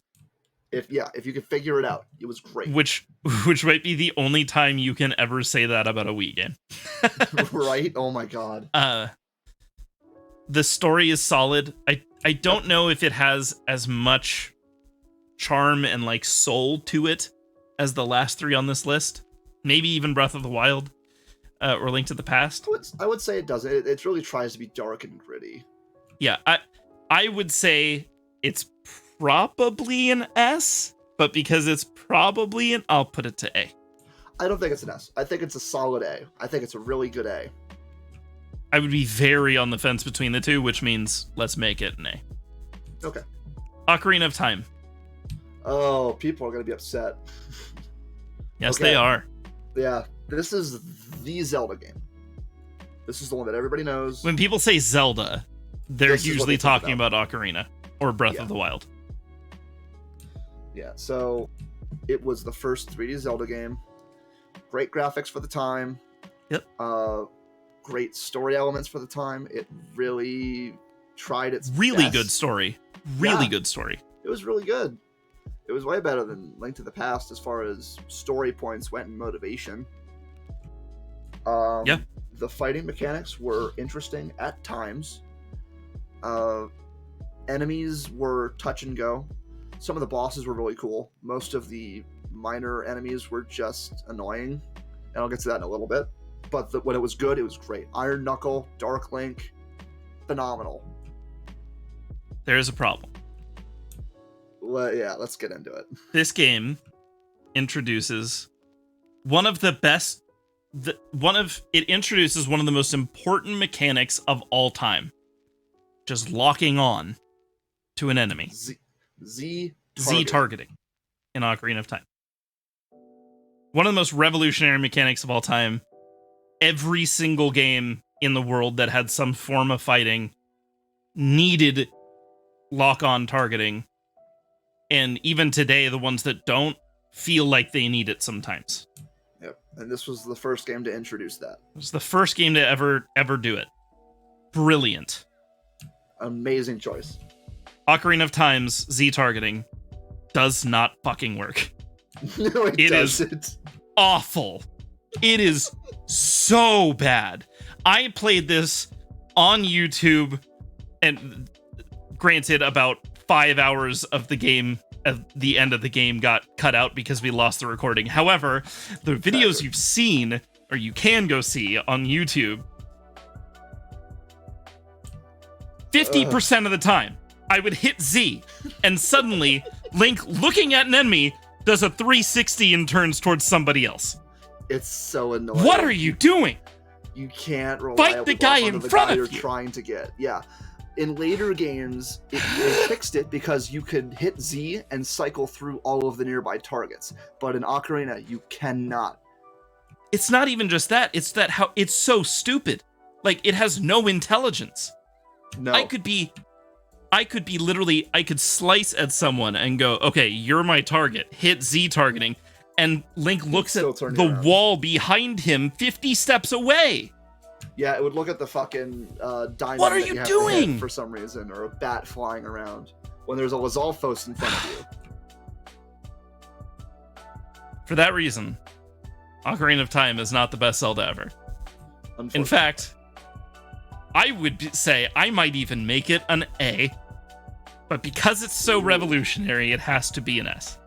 I would argue, yeah, what was I going to say?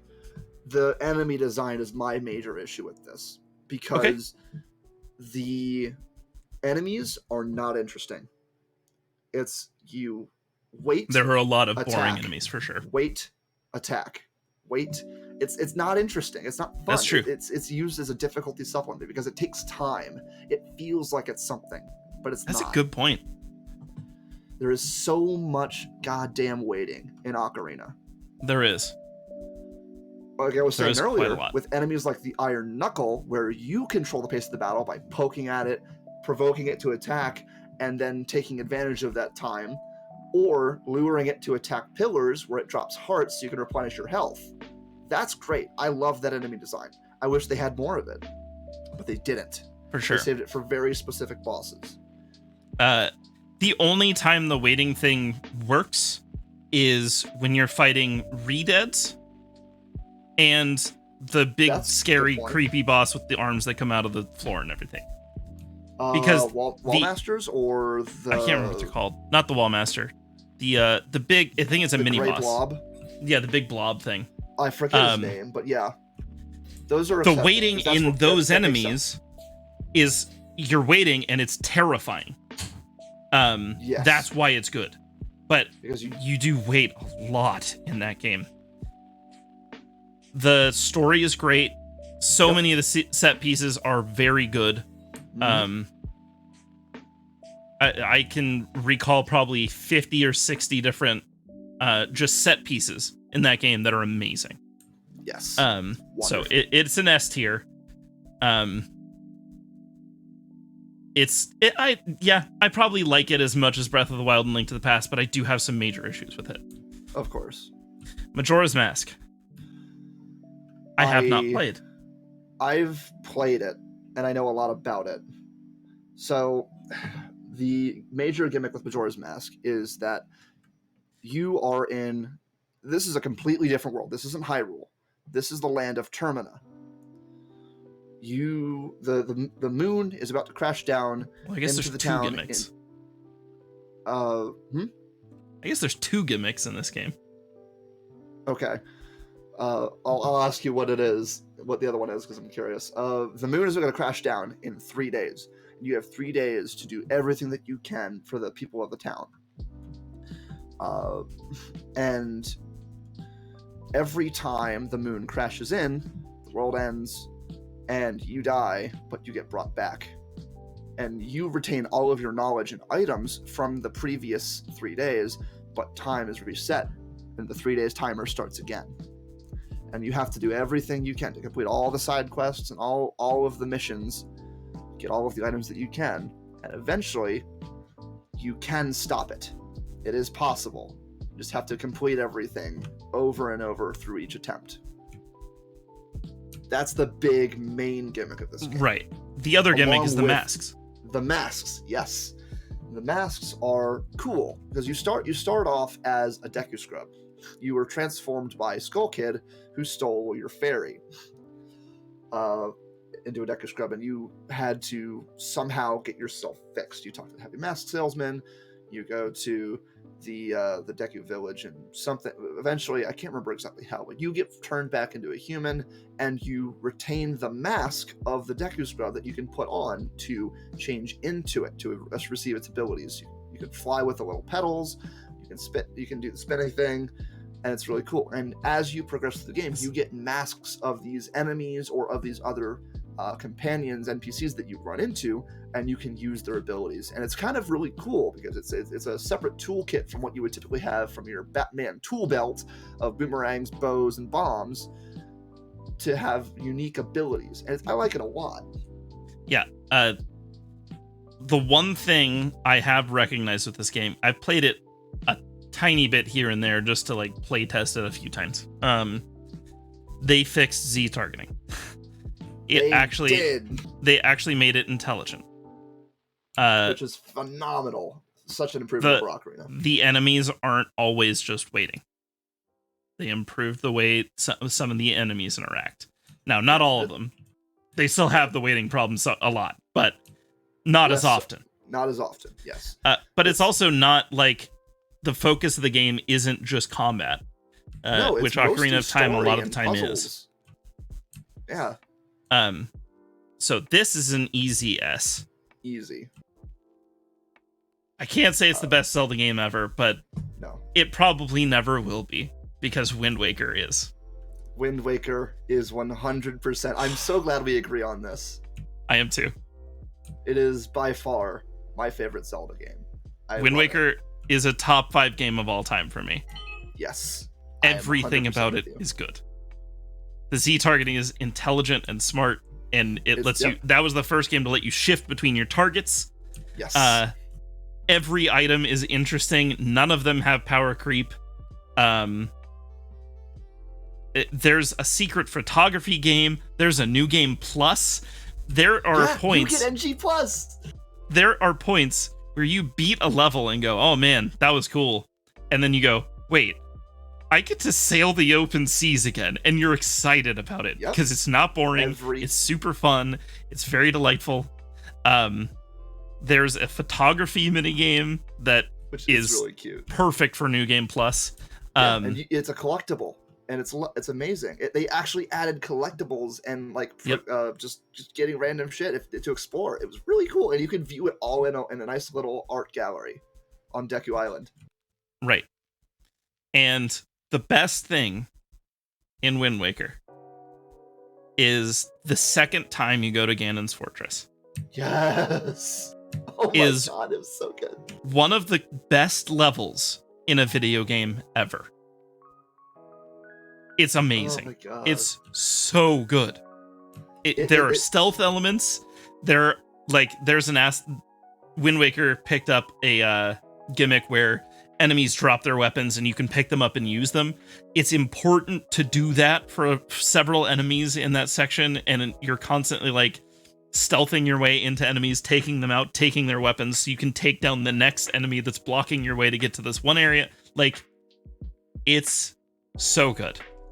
And it's fulfilling too, because the first time you showed up, you lost your sword, you couldn't do shit, you got thrown in jail, and eventually when you got up there, you just got totally shut down. You were gonna save your sister, and then Bird up, and he throws you into the ocean. You get your ass beat, and then you go around the world, you pick up some shit, you learn some stuff, you pick up the Master Sword, and you make your way back to Ganon's Fortress. You return as Sam Fisher. Ready to kick ass and take names, and you do. You could cut in clips of Lambert talking to you while playing through that level, and it would make it 10 times better. And it would make sense. It would fit. How good that level is. It's so fun. If you want to, you can just go in guns blazing and you can kill everything. And you get up there, and the bird that threw you into the ocean the first time, is your boss. Fucking destroy it. God. That game is it's beautiful. It's beautiful. That's our Zelda game. Those are our Zelda games. Possibly the best level of all time. Yay, Zelda, yay. Sorry. So what I'm learning is, Magpie, you need to start playing Zelda games. Yeah, you do. I don't know why you haven't, because I understand why you haven't, but you need to go. You need to go play Zelda games because that makes me sad. You would like them a lot. Just knowing you. I would encourage you to play Wind Waker. You've played Breath of the Wild. Play the new one when it comes out next year. Play Link Between Worlds if you get a 3DS, and we'll go from there. Just play Wind Waker. Just that's it. I don't want to encourage you to steal anything, but Dolphin exists, and Wind Waker is a game you can play on Dolphin if you own the game and want to hack into the game and copy it, or just obtain the game in some way and install Dolphin and play Wind Waker. What is Please. Wind Waker on? GameCube for the original, or Wii U for the HD re-release. Yep. Oh, Jesus, okay. Or just, obtain it some legal way and play it on a Dolphin emulator. Legal disclaimer, we do not advocate for pirating games. We do not advocate for pirating games. Only do this if you own the games. None of the games I'm ever going to play through an emulator are games I don't own. Yeah, only ever what you own. Because I don't want to necessarily support that, but also wink. Hey, let's go to something that's a little more accessible to everyone. Let's do PlayStation mascots versus Nintendo mascots. This is a bracket. This is a tournament bracket. My God. Okay. This is gonna be interesting because I don't know half of this shit. So, all of these are gonna start out as Nintendo versus PlayStation. And we'll just, some of these are not Nintendo. Wait, what? It's okay. We'll still do them. It's fine. I just noticed one. I was like, wait. Fuck it. So, we're going to go through each of these one at a time. Let's try to make it, I'll try to make it a little bit shotgun round, like make them a little bit quick. Sure. Mewtwo versus the guy from Injustice. Okay, it is Injustice. I don't know anything about Injustice. It's one of the only PlayStation he's titles I haven't played. He's an electricity boy. Yeah, it's fun to play, but the story and the characters are uninteresting. Mewtwo. Okay. Okay, that is Dante from Devil May Cry. I believe. Oh, this is Dante. Versus Bowser. Dante. Okay, yeah, let's go Dante. Next one. Sweet Tooth versus Conker. This is Conker. Conker wins. Conker. Crash Bandicoot Crash. versus DK. It's Crash. Crash. No contest. Spyro versus Pikachu. This Oh one's God. kinda tough, actually. This one's tough. Oh man. I mean, I lean toward Pikachu, but I understand your plight. This is tough. Spyro is okay. Spyro is the most disrespected game franchise of all time. I mean, I learned about him through Skylanders. Oh. Sorry. Spyro 1. Okay. Spyro 1. Okay. Is one of the best PlayStation games of all time. I believe it. I've seen Spyro gameplay. 2, they were like, let's try something different. Didn't quite hit the same notes, but they were close to the same quality. Spyro 3 is somehow better than the first one. Interesting. I'll do Spyro. I'll let you have it. Pikachu's an iconic character, but Spyro's just, he needs some respect on his name. This is Jak and Daxter. Jak and Daxter versus Samus.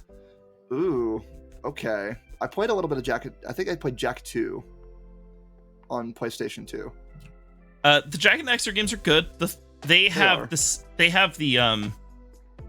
the games themselves have the same syndrome as like the sequel is easily the best, and then the third one kind of let you down a little bit. The third one's still good. I played 2. But the sequel's the best one. The first one is kind of a Crash Bandicoot clone. Okay. I think it's Samus. I love the Metroid Prime games. I haven't played enough of the Metroid games, but Samus is such an iconic character and has some of the most iconic games ever made and some of the most revolutionary games of all time. God of War versus Ness. Yeah, the Kratos versus Ness. I think Kratos wins. I mean, Ness, Earthbound is one of the Nintendo games. Yeah, it was one of the first RPG games. I'll put it this way: if it was if Ness didn't exist in Smash, I would vote Ness. But Ness sucks. Okay, I like Kratos. No! Oh, I knew you were gonna have issues with this. These are my two favorite characters. Just in general. Battle Network and the entire series of Ratchet and Clank. Well, it's just basic Mega Man. I mean, but basic Mega Man is one of the coolest designs in video game character history. It is. I guess it's not just Mega Man. It's not just Battle Network. It's Mega Man X and Battle Network. Because those are phenomenal. But you love Ratchet and Clank as a whole. Ratchet and Clank 3 is my favorite game of all time. Ratchet and Clank 2 might be number 2 on that list. Right. And the new Ratchet and Clank is also probably top 20 favorite games of all time. I've never played Ratchet and Clank, so I can't weigh in on this. Mega Man's a more iconic character. Wow, I could hear the pain in your voice. Yeah, it's Mega Man. Okay, we're gonna keep going with this left side bracket, I guess. So this is Dante versus Mewtwo. Dante. I think Dante's gonna make it quite far in this list. Yeah, Mewtwo's cool, but Crash versus Conquer. Man, this is a tough one too. It's so I would kind of be very stuck here if it weren't for the fact that Conquer had a sequel that was awful and ruined his character. Awful. Yeah. The first, we could just left it at the first. Spyro versus Samus. Samus for me. Yeah, I it's like probably the Spyro Samus. games, but it's Samus. Mega Man. It's Mega Man. In fact, Oh, wow, I know we're who just the winner doing the is on full this side of the West bracket.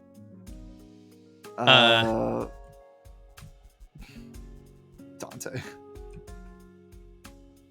Crash is too iconic. Really? Okay. This is a fight, or who's more popular? This is our favorite between the two. That's Law. Okay. I'll give you Crash. I'll give you Crash. Crash is okay. I would kind of be stuck between the two, but think about Crash's commercials from that PS1, PS2 era. Oh my god. Some of the best commercials of all time. Yes. Dante is we an have iconic character, and I fucking love him, but we have Crash the is blasters just so iconic. here. I It's hardly Mega Man. know her. It's Mega Man. I would put Samus easy. It's Mega Man. I can't. Mega Man's just too good of a character. Okay. Who's Who's the guy on the left? He's from Medieval. I can't remember his name. Fun character, goofy. It's Zelda. Or it's fuck. It's Link. Oh, I'm sorry. The Cardinal Sin. It's Link. Is that Uncharted? Yeah, that's Nathan Drake, and that's Star Fox. Star Fox. Star Fox as a character is better, but I don't like most of his games, but it's Star Fox. I'm happy with that. Yeah. Oh, what the fuck is that? That's Abe from Oddworld. Never even heard of versus Yoshi. Yoshi's the more iconic character. Yeah. I have to look at this iconic. I can't look at my favorite. The kid from Ape Escape versus Kirby. It's Kirby. I wonder. Luigi. I don't know who that is. Neither do I. Chat? Do you know who this is? Anybody? Is this from Ape Escape? Answer. This could be from Ape Escape. Main antagonist. The main antagonist from Ape Escape. Okay, I guess we'll go Luigi. I mean, yeah. I don't love Banjo or Little Big there. World. I've never been a huge fan of the Little Big Planet games. Little Big Planet, Little Big World. Little Big Planet. Sackboy, especially as an iconic character, Sackboy doesn't mean anything to me. Yeah. The games are fun, but the character himself doesn't mean anything to me. Wario versus Sly Cooper. Yeah. Sly Cooper is one of the coolest characters ever made. I give it to Sly. Because Mario himself is not iconic. The series, Parappa the Rappa versus Mario. It's I think Mario. iconic is Mario. Unfortunately, the Parappa's good. The matchup is unfortunate. Yeah, for sure. Link versus Star Fox. We already talked about. Yeah, it's Link. I like the Star Fox games, but it's like Kirby. Banjo. Banjo. Oh wait, but yeah, hold on. This one's tough. I can't tell you how much. Okay, so I like the Sly Cooper games a lot, but the Sly Cooper games are not as good as the character of Sly Cooper. Sly Cooper's character is awesome. Who's more iconic, though? I don't care who's more iconic. Sly Cooper is a better character. Oof. Mario's just a face that you can throw into a fun game. Sly Cooper is an amazing character. Sly Kirby Cooper wins on technicality, unfortunately. Oh no, it's Kirby. It's Kirby. It's Kirby. It's Kirby. It's Kirby. These are getting hard. Banjo versus Sly. I'd say it's Banjo. Chat, what do you think? This one's I'm very on the fence here. I love Sly. This one's tough, but I think it's Banjo. You cannot let your love for Sly take away from the iconic question here. It's more that Sly is just a better character. Not necessarily that I love him, just as a character, he's better than Quality Banjo-Kazooie. of character is not what is important here. He's a better written character. This is about the characters. This is about how iconic they are. No. If it was iconic, Kirby would not beat Link. Oh my god, I almost did it twice. What is wrong with me? Because we were talking about the Zelda franchise earlier, that's why. It's too late not to go for love. Love. Okay, go for love. I'll go for Sly. He has a very good... Oh no, it's Kirby. Here we go. It's Kirby. And oh no. It's oh, who is it though? Okay. We got the law in here. I could not sit back and watch this. I'm sorry. The pain in my heart. I saw you just screaming Dante. I said it was Drake too. I said it was Drake. I'm sorry. I just confused on the rules of this tournament. I'm confused too. I thought is this a more iconic or like a personal? I like this person. We're just saying this is a better character. A better that is not what I was looking at earlier. If this is if it was more iconic, Pikachu would win. If this was a better, yeah, I agree. If this was iconic, then Mario could not lose. Like Mario, it would be Mario and Pikachu, is Nintendo, and then, right? Yeah. So as a better character. Okay, well, if we're going with that, then fine, I can't even think of a word Star Fox says. All right, over Nathan Drake. What the fuck? Anyway. Played any of the middle age. The reason I chose Star Fox over Nathan Drake. Enemy is my enemy. Randroth's enemy. The only reason I chose Star Fox over Nathan Drake is because Star Fox's games don't get sold if Star Fox isn't the main character. Fair. Like, nobody buys those games if it's just a generic character. Yeah, because with... And Star Fox is in it, now they're best-selling games. Remember when Crystal got her own game? What? She did? Exactly. Huh? Yeah, Crystal got her own game. The last Nathan Star Drake's Fox a good game character that I enjoyed was Star Fox Adventures, which apparently is considered a very bad game. I just didn't know that. I didn't like it. I like that game too. A lot of people don't. You wouldn't be the only person. I fucking love it. Oh my god, I love it. I liked Star Fox Assault for the GameCube. So do you want to chime in on our finals then? Kirby versus Mega Man. My opinion, I like Mega Man, but I'm very biased to Mega Man. I mean, I'm literally wearing bracelets right now from a rock band about him, so there are no rules. It's all to the wind now, says Calmer. I have to go for Mega Man. The rules are made up and the points don't matter. What's that from? Whose line is it anyway? That's whose line is it anyway. Thank you. I mean, okay. Between the two characters, I think Kirby's a fun character. He's a cool character, but I think Mega Man's a better character. Yeah. Mega Man's the best video game character. There it is. It's been decided. If I had known what you were leaning into at the beginning, I would have changed so many answers. Exactly. At first I thought it was iconic, and then some things got kicked out, and I was like, I gotta get the fuck in this chat right now. I gotta get in here. Yeah, because Samus would have made it further. Link would have made it further. God. Oh, Link would not have gotten further. I'm not letting Link beat Kirby. Yeah, sorry, not Kirby. My bad.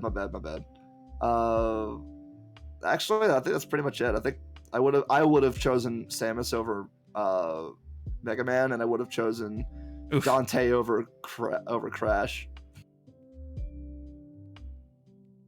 Mega Man, I don't know. Mega Man's just such a well-designed character, and there's so many different versions of Mega Man that are really well written and like interesting, great characters. I would have chosen Mega Man over Samus. I would have chosen Dante over Crash. And then between Dante and Mega Man, that one would be a little rough for me. Yeah. That one would break me. I'd be wearing my like Mega Man bracelets and also my Dante trench coat and be like, I don't know what to do. Crying, yeah. My judgment point would have been how many bad games, percentage-wise, how many bad games has Dante had versus how many bad games has Mega Man had? One. And Dante loses. Dante's only had one bad game. Yeah, but percentage-wise. And it's not even that Dante. Oh, well, that's not fair. Mega Man has a fuck ton of games. I don't think Mega Man has any bad games, though. Other than the DOS game. I can't think there was of a DOS game? Like, all the Mega Man X games are good, even if they have laughably bad voice acting in a lot of them. They're still very good. Yeah. But the games themselves are fun. I love Mega Man Yeah. X. Battle Network was fun. Even like Battle old Network's Mega Man's amazing. fun. You're right. I can't think of a bad Mega Man game. That's rough. Yeah. Whereas And Dante was is- such an iconic character that they decided they didn't want him anymore and ruined him. But the In other one guy of was their actually games. right. Mega Man Legends, never forget. Yeah, Mega Man Legends is one of the best like PS1 and 64 era games. It's so good. Wow. Oh, it's that one. Yeah, Mega Man Legends was good. All right, we got more people in chat. Let's Oh go. God. Jeez. You brought up an opinions chart. You're gonna get people in here. Yeah. That's fair. I just. Alright. Devil May Cry might not have been a good game, but you had a couple Spanish mustaches, and my god, it was fucking You're beautiful. right. That game got real good. When you change the dialect to Spanish, you put the mustaches and the sombreros, and you put the Taco Bell signs Completely everywhere. fine. That game did get real good. It's like Yeah. it's like playing the entirety of Metal Gear Rising with the fucking sombrero. Yeah. I totally forgot. Modded was very good. Yeah, It's see? great. Oh God. The reason Crash won there too was honestly the commercials. I'll give you the commercials. The old classic commercials were some of the best video game commercials of all time. I don't even remember them. The crime is that what? Wait, you can only find it. What? That sucks. The crime is that the video got removed from YouTube. You can only find it on Vimeo or some shit now. Oh. Yeah, that sucks. This is hilarious. The funniest part to me is like top left has like a couple strong characters. Bottom left has a couple strong characters. Top right is bangers. Bottom right is a lot of weak characters. Yeah. Unfortunately. Man, I want another Sly Cooper game. Same Right. here. They I've have never no played intention Sly to make Cooper. one, unfortunately. You would love those games. I think you would do. Yeah. They're real fun. They're stealth games with like cartoony bent, but they're like Ocean's 11 style plots going on. Do you guys want to join us for another tier list or a bracket here? I can give you a list and we can choose. So I have DreamWorks movies, I have Nickelodeon shows, I have the Encyclopedia of Sandwiches, I have Final Fantasy games, I have video game franchises, and I have the MCU movies.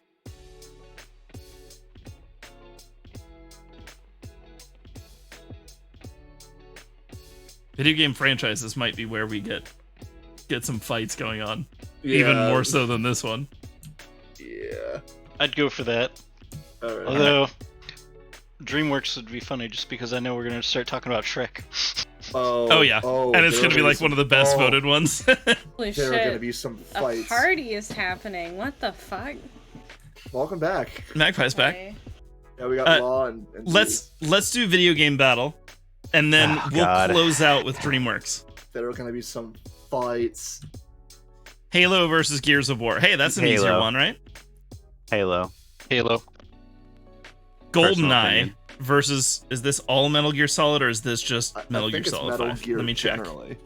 So it's literally GoldenEye 007 versus the entire Metal Gear Solid trilogy or series, not even trilogy, series. It might be think it's just 5. let's say it's the 007 games versus the Metal Okay, Gear games. 007 games versus Metal Gear Solid games. It's There's Metal no Gear. fucking contest. It's Metal, Metal Gear. Gear. Yeah, That's, it's Metal that's Gear. the dumbest thing I've ever heard. Fortnite versus Doom. Doom. Doom. Doom. Call of Duty versus Rainbow Six. Rainbow Six. I would actually, if it's Call of Duty versus Rainbow Six. Okay, scroll up. What's the rules of this one? Scroll up so I can read the top. This is just best franchise. Favorite franchise. Yeah. Rainbow Six Siege isn't a franchise; it's a single. This game. would be the Well, Rainbow okay. Six The games. Rainbow Six? All So the Rainbow Six including games? Vegas, Vegas 2. I'd say uh, Rainbow Six then. Yeah, I think Yeah, so. all of Call of Duty Yeah. versus all of Rainbow Six, and the Yeah. previous one was I mean- all of GoldenEye versus all of Metal Gear generally. You're right. Yeah. All right, we're doing the whole thing. All right. I prefer Tom Clancy. Okay. Rainbow Six is Vegas 2 is one of the best shooters of all time. I played Vegas 2 on loved Xbox 360. It was pretty fun. Mortal Kombat versus the Dragon Ball Z Budokai games. It's probably Mortal Kombat. I like the Dragon Ball Z games, but I'd say Mortal Kombat. I say Dragon Ball. Tenkaichi 2 is might be my favorite fighting game of all time. I love the Fighter Z right now. It's so good. And you know what? Yeah, if we're counting Fighter Z, I'd say Dragon Ball Z. Yeah, I don't see why we wouldn't. Just say, let's make that the Dragon Ball franchise games, so that would include Legacy of Goku. Oh, well, definitely. Yeah, I'm more of a Soul Calibur person than a Tekken character. Yeah, I don't like. Yeah. I can't say I don't like them. I don't know either of them really. I'm gonna do Soul Calibur as like an actual fighting game. Like Tekken's a better fighting game, but I prefer. Oh, what the fuck! Batman versus Spider-Man. Spider-Man. It's fine. Batman games are cool, and honestly, Damn. the Batman games started the combat system that the Spider-Man games currently use. Perfect. So like they got that going for them. Yeah. God of War is more fun. God of War versus Diablo. Yeah, Diablo might have won, but then they released Immortal, and it really brought down the bar. That's a good point. We'll go God of War. Crazy Taxi versus The Simpsons Hit and Run. Why? Simpsons, buddy. These are very specific. No contest. I'm gonna say Crazy Taxi. Nah, bro. Simpsons. I was gonna Hit say and Run was Crazy great. Taxi. Sounds like we have 3 Hit and Run. Oh yeah, how many? So what? It's 2 Taxi, 3 Hit and Run. Yep. Minecraft I've versus never played WoW. I've never played WoW. Wow. This is an interesting question. Personally, World of Warcraft. But I know Minecraft is very popular, and some people have made some really fucking cool shit. Yeah, once Like you get to the- mods and custom servers, It's really cool. But I think World of Warcraft revolutionized the MMORPG it's true. genre. It revolutionized it is- RPGs. Yeah, it's Yeah. the de facto RPG on like digital. You can even put it this way: without World of Warcraft, we probably don't have Dragon Age. Yeah. Oh, you won over Magpie with that. Star Wars Okay, Episode 1 okay. Racer versus What? just the original Batman games? Atari Batman. I'm The thinking, other one would be yeah, the other yeah. one would be Arkham Asylum games. This would be all the Yeah. other Batman games, So which yeah, not Arkham versus they're not Star very good. Wars, not Lego Racer. Star Wars. Yeah. It's It's not all this. It's like the pod racing games. So, Yeah. yeah. Duck Hunt. I mean, Pac-Man's probably way Pac-Man more versus iconic. Duck Hunt. Ooh. I Duck had a Hunt's lot a lot of of fun fun, with Duck Hunt. but you still play Pac-Man, right? Like you go to arcades, Pac-Man's everywhere. That's true. Yeah, I'd it's say Pac-Man. unfortunately. And like, have you guys ever been to an arcade or like a boba place or something that has Pac-Man iconography? yeah. Like, it happens a lot. Yep. Pac-Man's everywhere, dude. Wii Sports versus 3D Pinball. Space Cadet Pinball. Oh. Wii Sports. Okay. Wii Sports. It's Wii 3D Sports. space, the pinball, like got me through a lot of So boring good. times as a child. That's, fair. it's very Yeah. true. So Fight Night versus UFC. I have no opinion, unfortunately. I don't think I anybody can't has help played you. any of these except for me, maybe. I played a little bit of both. I probably would say the boxing one because I'm not a fan of UFC, but that's just. So I literally know nothing about the game, so my opinion's invalid. so the boxing games kind of stopped because you can't really do a whole lot more than like Punch Out did for a boxing game. Like, and they did as much as they could, but couldn't really get a whole lot further. UFC was able to do a lot more with it. Yeah, That's that fair. makes sense. There's a lot It's a more interesting game. No, NHL just make it series versus the first NBA person. series. Call it a day. Okay, so NBA versus hockey. The NBA games, I'd The say. hockey games for me probably. I'm a sports game person, so let me break it down for you. Oh, here we go. I think you're the only one who could just you have the opinion of this. Yes. I'll Yeah, break he's the this one down. The floor is yours. The hockey games, so NHL games, started out in the NES, SNES days being really fun. And then they got worse and worse and worse as they tried to like revolutionize the genre or whatever. They just got worse. They were less interesting. And then suddenly, like 5 or 6 years ago, they introduced a new system where you can control your stick with the right stick. The puck is easier to see. A bunch of other things that were really revolutionary and really fun. However, NBA 2K, I think it's 12, the one with Michael Jordan on the cover, might be the best sports game of all time. Even if you don't like sports games, if you enjoy basketball at all, go pick it up and find it and play through like the like basketball. They have a section of Michael Jordan's greatest moments, along with other like great moments in NBA history that you get to play. Really fun. It revolutionized the honestly sports genre. NHL introduced the right stick to control your stick. That's because NBA 2K introduced the right stick to do dribble moves. It used to be that all NBA games were just on a timer. Everybody kind of takes the shot and you take it right when they're at a certain spot. Then they changed it so everybody has their own shot that they actually have in real life. And there's a meter now to show you where the actual point is to release. And everybody has a different release point. It was really good. Now, the last 6 years have made some of the worst sports games of all time. But it has higher highs and higher lows than the NHL genre does. Madden versus FIFA. I wonder. Complete shit. Both of them. Just awful. The Madden's going to win slightly. Because it has a good game within the last 15 years. And FIFA doesn't. All right. Away from the sports games. Halo versus Metal Gear. This one kills me. Metal Gear's really fun and campy. But there's something special about Halo. So I'd say, honestly, like, obviously from a multiplayer perspective, Halo. I get more game time out of Halo, but the things that I care about, like when I'm playing the story between Halo and Metal Gear decimates it in almost every way. Mm-hmm. So this one's hard for me. It's like it's like the level design and set pieces, I think, in Halo tend to be better than Metal Gear. Disagree. Level design in Metal Gear is way better. It like revolves around that, right? Interesting. Like the whole stealth action espionage aspect of Metal Gear makes the map way different than Halo's. Like, for sure, Halo's cool terrain, but it's made for jumping shoot. I guess more what I'm thinking of is the set pieces. Every time you're in a new set piece in Halo, you're like, oh fuck, what, this is cool. Whereas define set piece.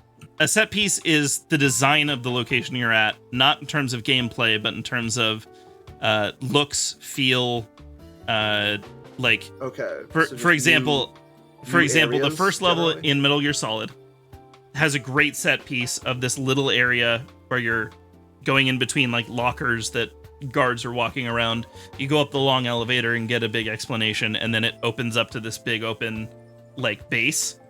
Awesome set piece. And it makes you feel like, okay, we did all this. It felt like an accomplishment to get past that first part, and it was kind of a cool, stealthy feeling area. And it opens up to this big base, and you're like, oh crap, this is gonna be a much harder game than I thought. This looks awesome. It looks like a big secret Soviet base or something. Something secret's going on here, and you know it just by looking at the level. Sure. Halo tends to do that like once or twice a level. Until probably Halo Infinite. Halo 4 didn't have great set pieces. Halo 5 only had good set pieces and not a whole lot of other great things. So yeah, if we're talking set pieces, I think Halo wins. Level design, you might be right. Metal Gear might be better. If we're talking like the first Metal Gear Solid versus the first Halo, then yeah, I think Halo beats it in terms of like visually compelling. But it was a very different type of game, and Halo is, I think, like newer because Metal Gear came out on PlayStation 1. Yeah, and I mean, even Metal Gear had NES and SNES games. So yeah, that's true. I find it very hard to compare these two games because they're very different, and we have different tastes in these kinds of games. I would probably say I would go Halo here. Yeah, I want to hear from Magpie and Bees personally. I mean, I don't have as much experience with Metal Gear. I think I've only played a little bit of Snake Eater, and I have a lot of memories with Halo. Same here. But I've also seen a lot of gameplay of Metal Gear, and it's really fun. For like, sure. I like everything that I've seen when I see Metal Gear games. Like the silly fucking president in Rising or whatever that is. Secretary or no, senator. I think I thought of a way to frame this that might push it. Sure. If you don't have Metal Gear Solid, what are we missing? What? What? If Metal Gear Solid never existed, are we missing something in culture? Yes. Maybe the Splinter Cell games? Maybe like stealth, just as a genre that isn't as prominent? I think both of these are really... If Halo doesn't exist... impactful. If Halo doesn't exist, we may not have first-person shooters. If Halo doesn't exist, we don't have red versus blue. If Halo does, like, that's where I'm like, it's Halo. Well, you like red versus blue. That's a personal thing. Everybody in here likes red versus blue. If you don't, you might be the only one. I never said I didn't. I just said it carries a lot more weight for you. But if we're talking red versus like blue impact... is super groundbreaking too. Like, if we don't have Halo, we don't have that, and we don't have like most things on the internet right now in terms of watchable content. Direct impact on actual video game culture. I do unfortunately agree that Halo wins. I know Metal Gear has a lot. Like, I think Metal Gear is one of the most iconic games. But this is hard. Halo really brought like online Xbox gameplay to life. So yeah, I'll give you Halo. We'll do Halo. I still like I say Metal Gear because like that is my shit, but I can see why see why Halo would win. No, I'm with you 100%, Matt. Law, I feel that. I understand for sure. Doom versus Rainbow Six, and now this is tough too. I feel like Doom's had a rockier history. Yeah, there's been a lot of bad Doom games. Yeah, but Doom has really, really shined in the last couple years between the last two. I mean, like... And it's the original first-person shooter. Yeah. Siege is super popular. A lot of people really like it. I personally hate that fucking game. I don't like that game either. I know it's a good game, and I know a lot of people really like it. I fucking hate Siege, dude. It's not my style. I like the old Tom Clancy Rainbow Six games. I mean, but again, Vegas 2, we already said it really before. Good. Vegas 2 might be one of the best shooters of all time. Yeah, Tom Clancy. I've had a lot of fun playing Tom Clancy games. So, Doom is awesome. It's fucking epic. And like, if I had to choose between which game to play right now, I would play Doom. I'd play Doom. Yeah.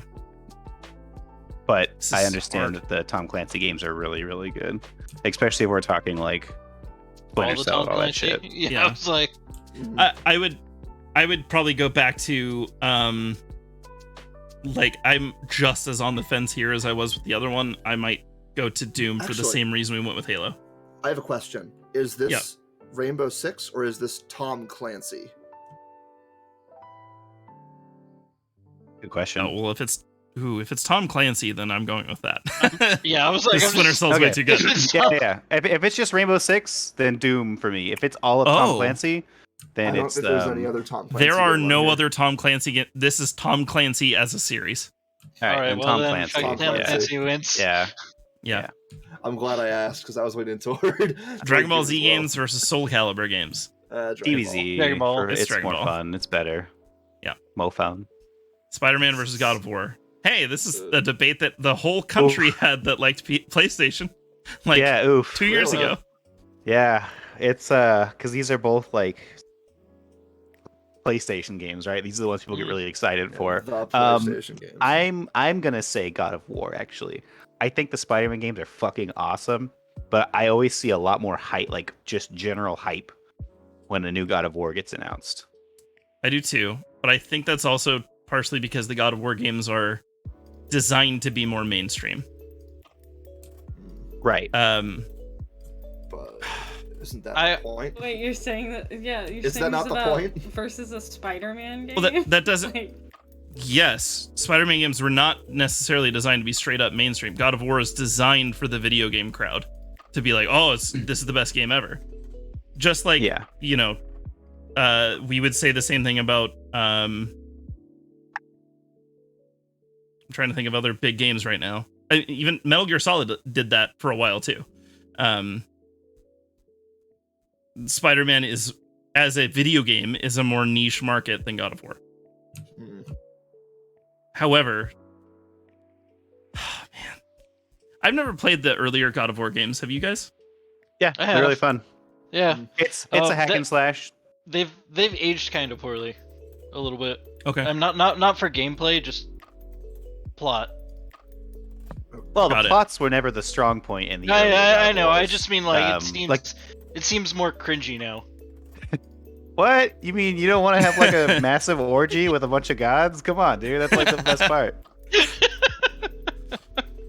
For me, I'd have like we just finished playing Spider-Man on PC. Yeah. It's one of my favorite games of all time, and that isn't talking. Also mentioning like Spider-Man 2, the movie game, the original PS1 Spider-Man games.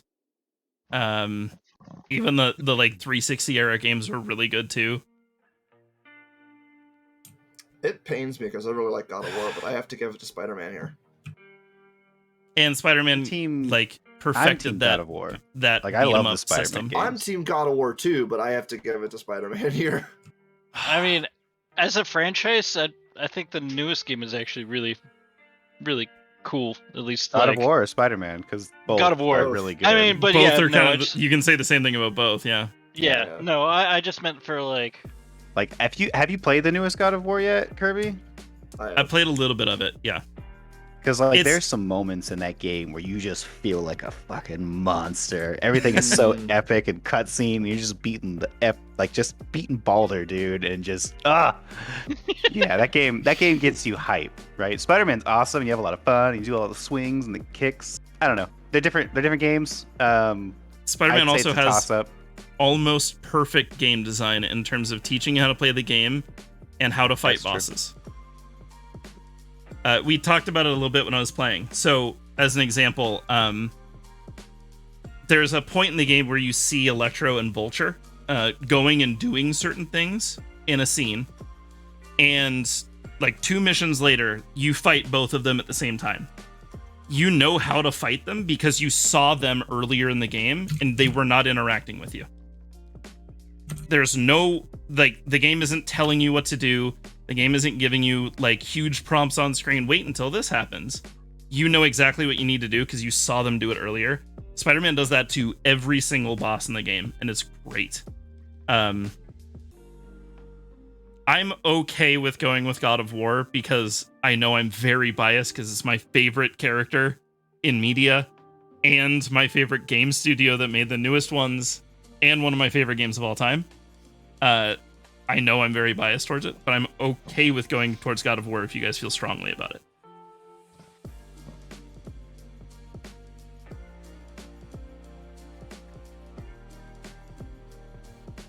With more silence, I will select Spider-Man. Are we putting this to the Senate? Is this like a show of hands? Yeah, this is a Yep. This is a vote, I think. We'll start with Law. We'll go down and we'll wrap back around. I say God of War. I say God of War personally. Bees. Okay, moving on. I'll also I'll also do God. Magpie. Sorry, what was that, Beast? I'll do God of War. Just it's. I don't know enough about either of these games. Okay. I've never played a Spider-Man game or a God of War game. They're both. You did watch phenomenal. quite a bit of the Spider-Man game, though. But I understand if you've never seen anything about God of War, you can't really make a decision. I like mythology a lot. Yeah. What do you think, Ashton? I like God of War more, but I feel like as a series, Spider-Man's just it's really tough. We'll go with God of War.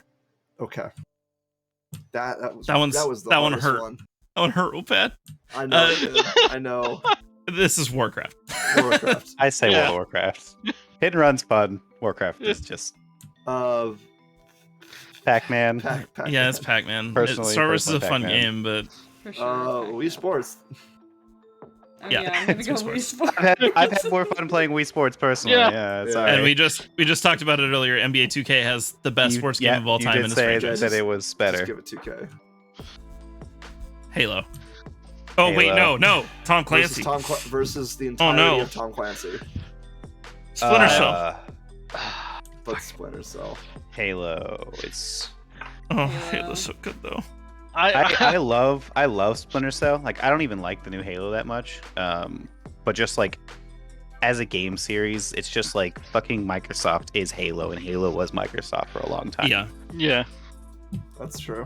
Yeah, but you're that right. being said, I've had more fun. Well, no, I can't say that. No, I've had more fun playing Halo than Splinter Cell, even though I fucking love Splinter Cell. There's been some epic moments in Halo 1 or 2 and 3 that I just like can never Forge forget. mode. Yep. Forge mode, running around in like the big ass elephant doing nothing, rocket tag. And we can That even guy- go like, if Tom Clancy doesn't exist, we might be missing some things. If Halo doesn't exist, we don't have like the internet as it is today. I'm missing like half of my childhood if Halo doesn't exist. Yeah. Yeah. I'll grant you that. Dragon Ball series versus God of War. God, This one's weird. God of War has higher highs, probably has higher lows. But Dragon Ball Z's like middle point might be a little bit higher. Dragon Ball is consistent. It's God of War. It's God of War. It's God of War. Dragon Ball's fun, but just like as a game series. I'm Warcraft. playing Boo's Fury on my Game Boy right now, and I'm like so happy. I'm loving it. Nice. But it's God of War. I did really like Legacy of Goku. That was a lot of fun. Yeah, the music in Legacy of Goku and Legacy of Goku 2 is phenomenal. Yeah. Yeah, probably World of Warcraft. Pac-Man's fucking awesome, but Yeah, I agree. We had the finals too early, guys. Ooh. Oh, this will be. Yeah, I don't like that we're doing like the left side and then the right side. We should be going back and forth. It's all good. no, this is how it has to be. It's too late. This is the Yeah. purest Too way, late. I guess. Let's go. All right. I mean, oh man. but obviously, I have more I'm fun gonna say playing Wii Sports. we're gonna say Wii Sports, but we can't be Yeah. the only vote because we've never played NBA 2K19. Yeah. Right, you guys, like if you're not super into sports, you don't like. I will say I'm a professional fucking bowler on Wii Sports though. Wii yeah, Sports is dude. more accessible. The Yes. controls are questionable often. Garbage. Yeah. The controls are easy. Whether or They're not a they lot of work is a fun. different story. The NBA 2K12 is so good, and so many of the other games are also good peripherally because of NBA 2K12. I'm okay with saying Wii Sports. Sports games aren't for everybody. Wii Sports Wii is. Sports is. And it got people moving, you know? That's Yeah, true. that's true. Fuck.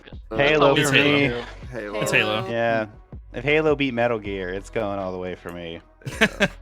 World of Warcraft versus or Wii Sports.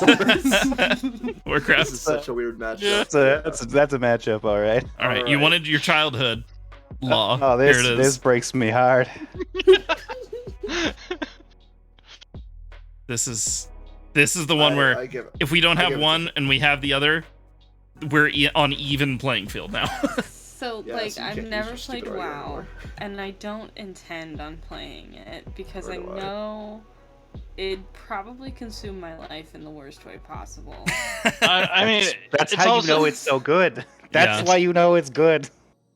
I mean, I'd also say WoW is now past its prime. So For sure. 100%. Yeah. So They're also literally to agree, the point where but they're just bringing back the old WoW so that people will play it. Bright That's- WoW Classic, yeah. so is Halo past its prime. Mm-hmm. yeah, It's true. Nobody liked the last Halo. It's like they're Yeah. both they've been around for so long and they've changed so much. We're still finishing this fight. I don't know, man. This one's rough for me. I probably will go Halo, but like, I'd say Halo. Fuck, I'd say Halo. I think it's Halo. I've I don't had have the nostalgia factor for WoW. yeah. I mean, I think I've had more fun overall personally with Halo. same. Yeah. But WoW was a fun, and I probably spent more time on WoW. This Yeah, could be the finals, and it would be fine. I'd be fine with it. Yeah, I agree. No, Yeah. we still got another fucking side to go, bro. I'm not I know. done. Yeah. This is the like sub-finals. This is really yeah, this is really fucking difficult. We'll go Halo. Yeah, I'm fine with that. I hope everybody else is too. Mass Effect Effect. versus Mass Effect. Mass Effect. Effect. Mass Effect. GTA. That was... What? Bold. Plus, like, I much prefer Mass Effect, but GTA has had like a huge fucking impact on gaming, like just it has. massive. Yeah. So Okay. That's fair. Ask Creed also, versus GTA Uncharted. Online is Assassin's Creed has had a bigger impact than Uncharted. I love Uncharted. I actually I think they're love fucking Uncharted. awesome. Like they're really, really good goddamn games with All of great them character are. development. Mhm. Yeah, Oh. every Uncharted game I've ever played is great. So what I was Um, mentioning earlier with God of War, of like a game that's designed to be like commercially successful with the video game crowd, Uncharted might have been the first one to do it. They were the one that started the trend of let's do a gritty, realistic game that's designed to make people that like video games play it. And they did it better than anybody. So much so that they did it again with Last of Us. Yeah, but Assassin's Creed has been way more successful Yeah. in the long run. Yeah. a monster in its own right. Yeah, It Assassin's is. Creed have some real bad games though. I've got some. and some Great really fucking nostalgia. good games. Mhm. Yeah. It's hard I'd because say I'm like, Assassin's Creed. Uncharted has higher highs and it has a better story. Just Yeah. in general, all the stories are better than any of the Assassin's Creed stories. But True. Every time I wake up, I'm like, put me the fuck back in the anime. I don't even want to know who Desmond is. Shut this yeah, shit off. exactly. I don't care. But the games they were really good, and actually the new one was really good Ugh. too. I really liked Odyssey and Origins. They did a really good flip. I still haven't played Valhalla. I haven't heard good things, but I should. From I what should I give it a shot understand, it's before I not judge good. it. I mean, I've personally given up on Assassin's Creed. Yeah, I gave up. Oh man, Like I'm after Black Flag.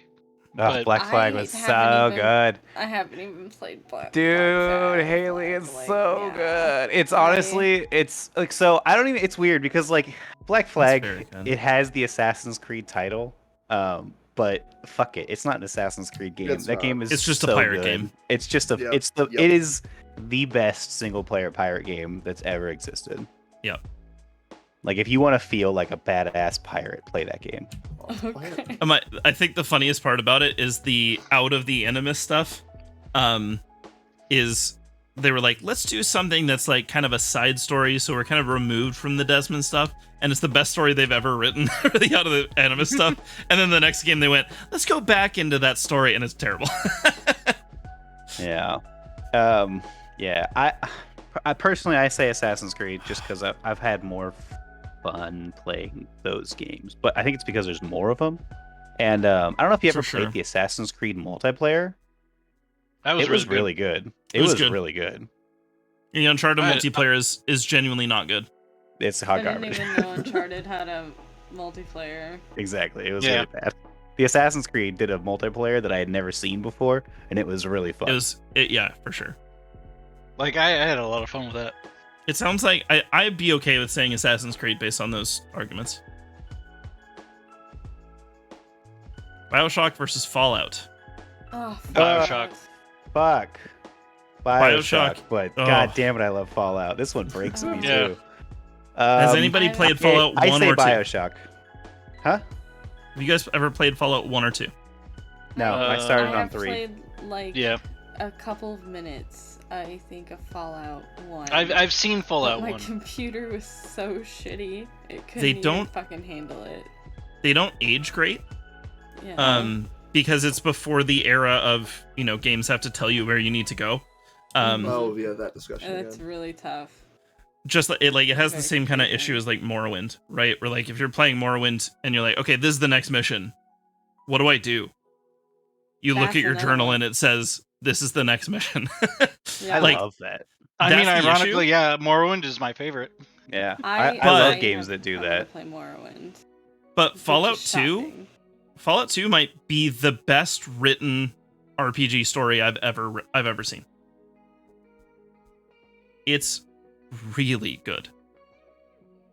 As well, Fallout 4 is probably the worst Fallout, and BioShock 2 is the worst BioShock. BioShock 2 is decent. Fallout 4 is genuinely pretty good.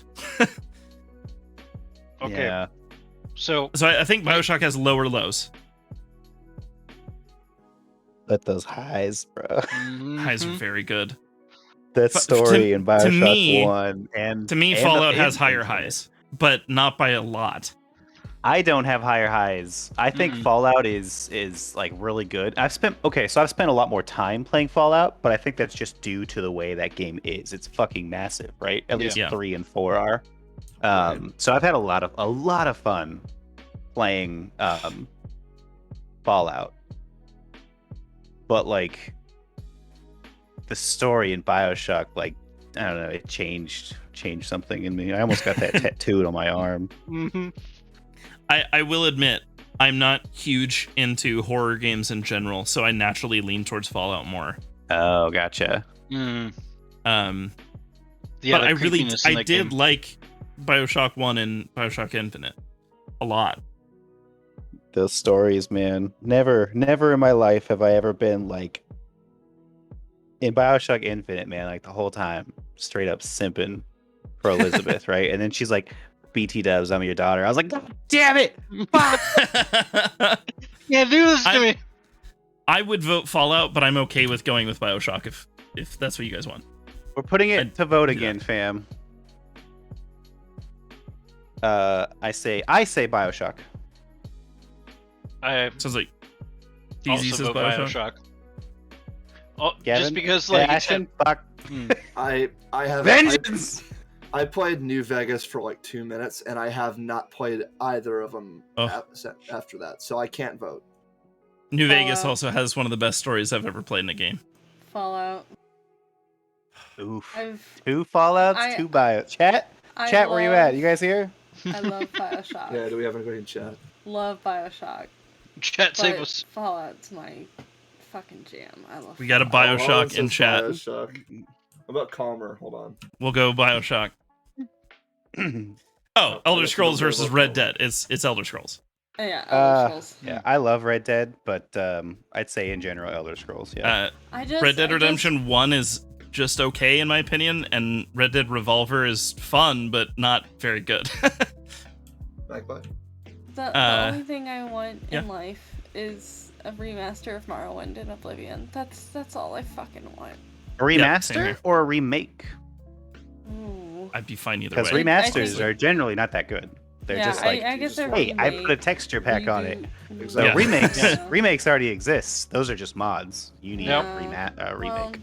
Oh, my most okay. reliable way of playing Resident Evil right now is the 360. Resident fucking Evil. The two most revolutionary horror games of all time. God, don't say that. One of them. It's true. Okay. I don't care.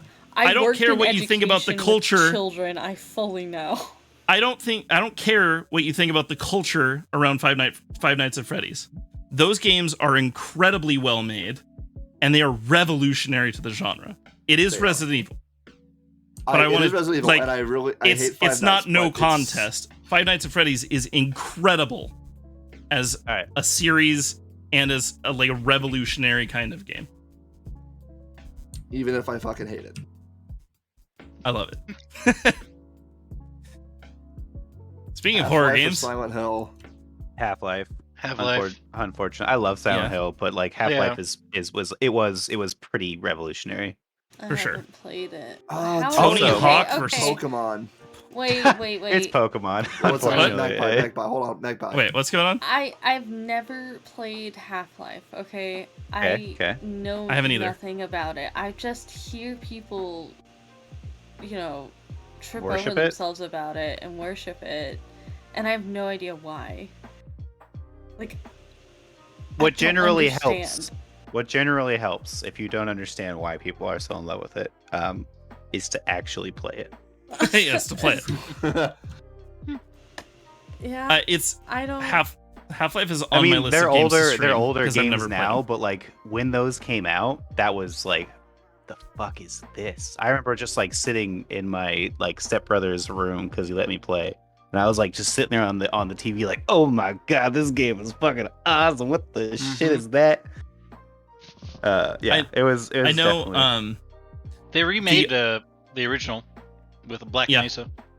Plus, the it is opening- now the best VR game that ever existed. That's true. Mhm. The opening to Half-Life 1, this is just like trivia I'm aware of. I've played through the beginning of the first part of Half-Life. So Half-Life before it came out was just advertised as this is going to be the next like revolution in video gaming, first-person shooters, all that stuff. They advertised it only as this is a revolutionary first-person shooter. Made no hints as to what the game was about, or who, like, what the enemies were, or even that it was a horror game. Now, for those of you that have played it, imagine going into the beginning of Half-Life 1 and not knowing it's a horror game. That's gonna Very confusing. blow your fucking mind. Yeah. And that's why Half-Life like exploded onto the scene, and why it never goes away is just that's what it started with, and it didn't like fall off When people from are that still moment. asking for Half-Life 3. Yeah. All right. Yeah. It's unfortunately Half-Life- Gabe can't count to 3. I don't know, dude. Half-Life Alyx was Half-Life 3 to me. I don't know how much you guys know about that game, but it is He's so like- good. He's Yeah. like 2.5. I guess it's 2.5, but it is so. Actually, no, they have a Half-Life 2.5 or whatever. But Alyx is 2 and 3. a very good game. It's beautiful. It uses like controls on the VR system for like the Steam headset that nothing else has ever done. It's For so sure. good. Fair enough. Pokemon versus Tony Hawk games. It's Pokemon. It's Pokemon. Pokemon. It's Pokemon, but I love it. I don't even play Pokemon anymore, and I love Tony Hawk, but Pokemon is just like it's a game Yeah, that's me too. it's never gonna fucking go Cultural. away. Yeah, for sure. Yeah, Cultural it's- impact, Somehow. too. It Like- owns the entire world. Shout out to the Tony Hawk games because they're Shout out. amazing. But They They done are. good. Yeah, It's Pokemon. I still have that soundtrack on my Spotify. I jam Pro out Skater to. 3 on the Game Boy Advance. this is a tough matchup in round one, basically. Yeah. What Barbie games versus Bratz What? games? Okay, the no, fuck? hold on. It's I have no Barbie Secret opinion. Agent. It's Barbie Secret Agent. Is I've it? actually- Okay. I've actually played both of these because my sister had them. All right, However, we're talking about I'm the gonna franchises. defer- Talking about all defer to Barbie Gavin, games then. versus all Bratz games. Should- Barbie wins easy. I think the only Yeah. Barbie game I've played is the Pony Race and Ride for the PlayStation 1. So it was PlayStation 2. oh, that was PlayStation 2. Yeah, it looked like a PS1 game. Yeah, it's yeah. shitty graphics. So that's my story here. Barbie wins because of that game. We played No, it. It Barbie- was not very Barbie wins good. It was generally. it was just something silly that we played. However, Yeah. that game made me $80 Oh my god. because I found it and sold it for $80 because it's apparently a really rare game. It is, unfortunately. Mario Mario or Kart Super versus Mario? versus just Mario mainline. Oof.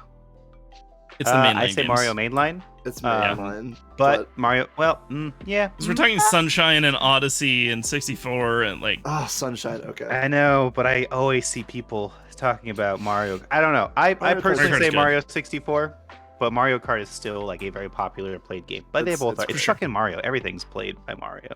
Yeah. Yeah. I don't know. I say Mario 64, but yeah, I think it's That's- Oh, yeah. here we go again, Kirby. Super Metroid versus Mega Metroid versus Mega Man. Yeah, we're talking the whole Uh, franchise versus the whole franchise. Mega Man. Metroid. Mega And Man. that's why it's Mega Man. I hate all of you. I Metroid Man- had some good games, dude. Metroid Prime, fantastic. Metroid you know, Prime games Yeah. better is than so that. good. Mega Man. I know that a lot of people consider it Super Metroid on the SNES? Was that the one that Yes. everybody considers like the best That game? is Like that- the a one. lot of people That- say that's the best game of all time. It's really good. I like When- Mega Man X better. I like Mega Man Legends 2 better. I like Mega Man Battle Network 3 better. So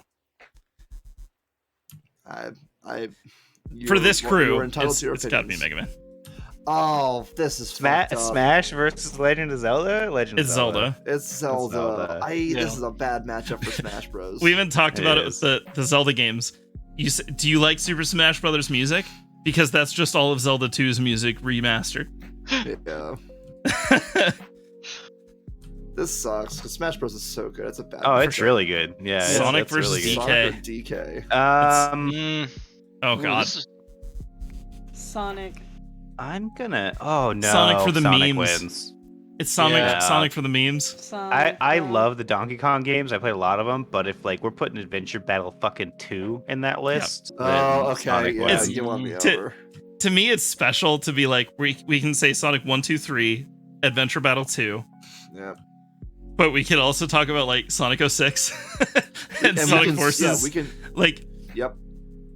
And say with a the straight funny face and thing to still me is enjoy I it. can bring up You know- Sonic 06, and to me that still makes it better than Donkey It Kong. does. It does.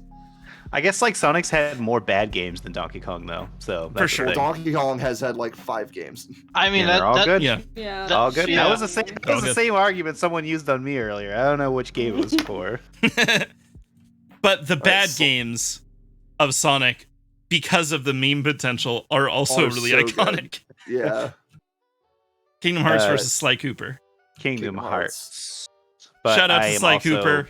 Shout out Sly. yeah. Kingdom Hearts. Did Kingdom you Hearts. suck it so Kingdom weird? Hearts. Kingdom Hearts 1 was magical for me. It's not like close. that It, wa- whole it very journey was. fucking magical. That was Disney. It's just the rest of the games. Playing 1 and 2 for the first time, and 365 over 8 days, or 2 days rather. Sad. I And still Chain haven't of played the Memories. newest Kingdom Hearts. Playing those 4 consider games myself for the a true first fan. time, magic. Yeah. Even Kingdom Hearts 3 is fun. It's not as good as the originals, but it is fun. It's really good. No spoilers. No spoilers. No spoilers. Ratchet versus Jack. It's Ratchet. Ratchet. Even though I've had a lot of fun on Jack and Dexter, and I thought Jack and Dexter 2 was really fucking good. Very Yeah, I good. played Yeah. Jack 2 on PS2. It was Yeah, that great. game. But- I had so much fun just like stealing car or like little jets and doing the Mhm. up down thing and then shotgunning things. But like overall, Ratchet and Clank was probably a better franchise. Yeah, I'll get 2 Ratchet. and 3 and the newest one are all better than any Jack and Daxter game that's been released. Yeah. Yeah. Final Overwatch Fantasy or versus Final Overwatch. It's Final Fantasy. That's Final Final Fantasy. Yeah. This is Final Yeah. Fantasy. No question. Go away, Stupid Overwatch. question. No one likes you. Not anymore. Shit. I like I like Oh, Overwatch. Kirby, no. Crash over Spyro. Spyro's fun, but Crash is better. If we're talking about more iconic, probably Crash. Spyro's more for me though. We're going to ignore all the games after the original trilogies because it's just a smorgasbord. Both of them? Terrible. Yeah, because all of them were the same game and just they were all bad. They balance out. I guess Crash Bandicoot had the better opening to not being owned by Naughty Dog compared to Mhm. Spyro's opening to not being owned by Insomniac. Mm. So maybe Crash gets a little bit of a bonus there. Crash 1 is really rough. It's a rough game. Spyro 1 is a masterpiece. Yeah. But I'm okay Agreed. with saying Crash 2. Or I'm gonna say like Crash 2 and Crash 3 are so good that I'm What was that one I'm where you, okay like, with warp saying through Crash. time How do you and feel like about Spyro? ride the motorcycle? Yeah. I don't know. I For love me, this Spyro. is a tie. Maybe Spyro has a slight edge in my mind, but I'm okay with saying Crash. I haven't played much of either, but what little I did play of both, I enjoyed Spyro more. Let's put it to a vote. If we have Magpie saying Spyro, I'm saying I have Spyro slightly ahead. I'm a Crash. We got 1 for Crash. Spyro for me, but That's that's 3 Spyro. that's just Three Whoa! that's memories Okay. for me, man. I'm okay with that. Mass Effect versus Assassin's Effect. Creed. Mass Effect. Mass Effect. Oh, what's that laugh for? I've been outvoted. It's fine. Mass Effect 2 is... It might be my favorite RPG of all time, and RPG is my favorite genre. I personally think Mass Effects are better games in general, so Yeah. I'm Yeah. okay with Mass Effect winning. But I do think that like Assassin's Creed is, And they I'm did a- a lot.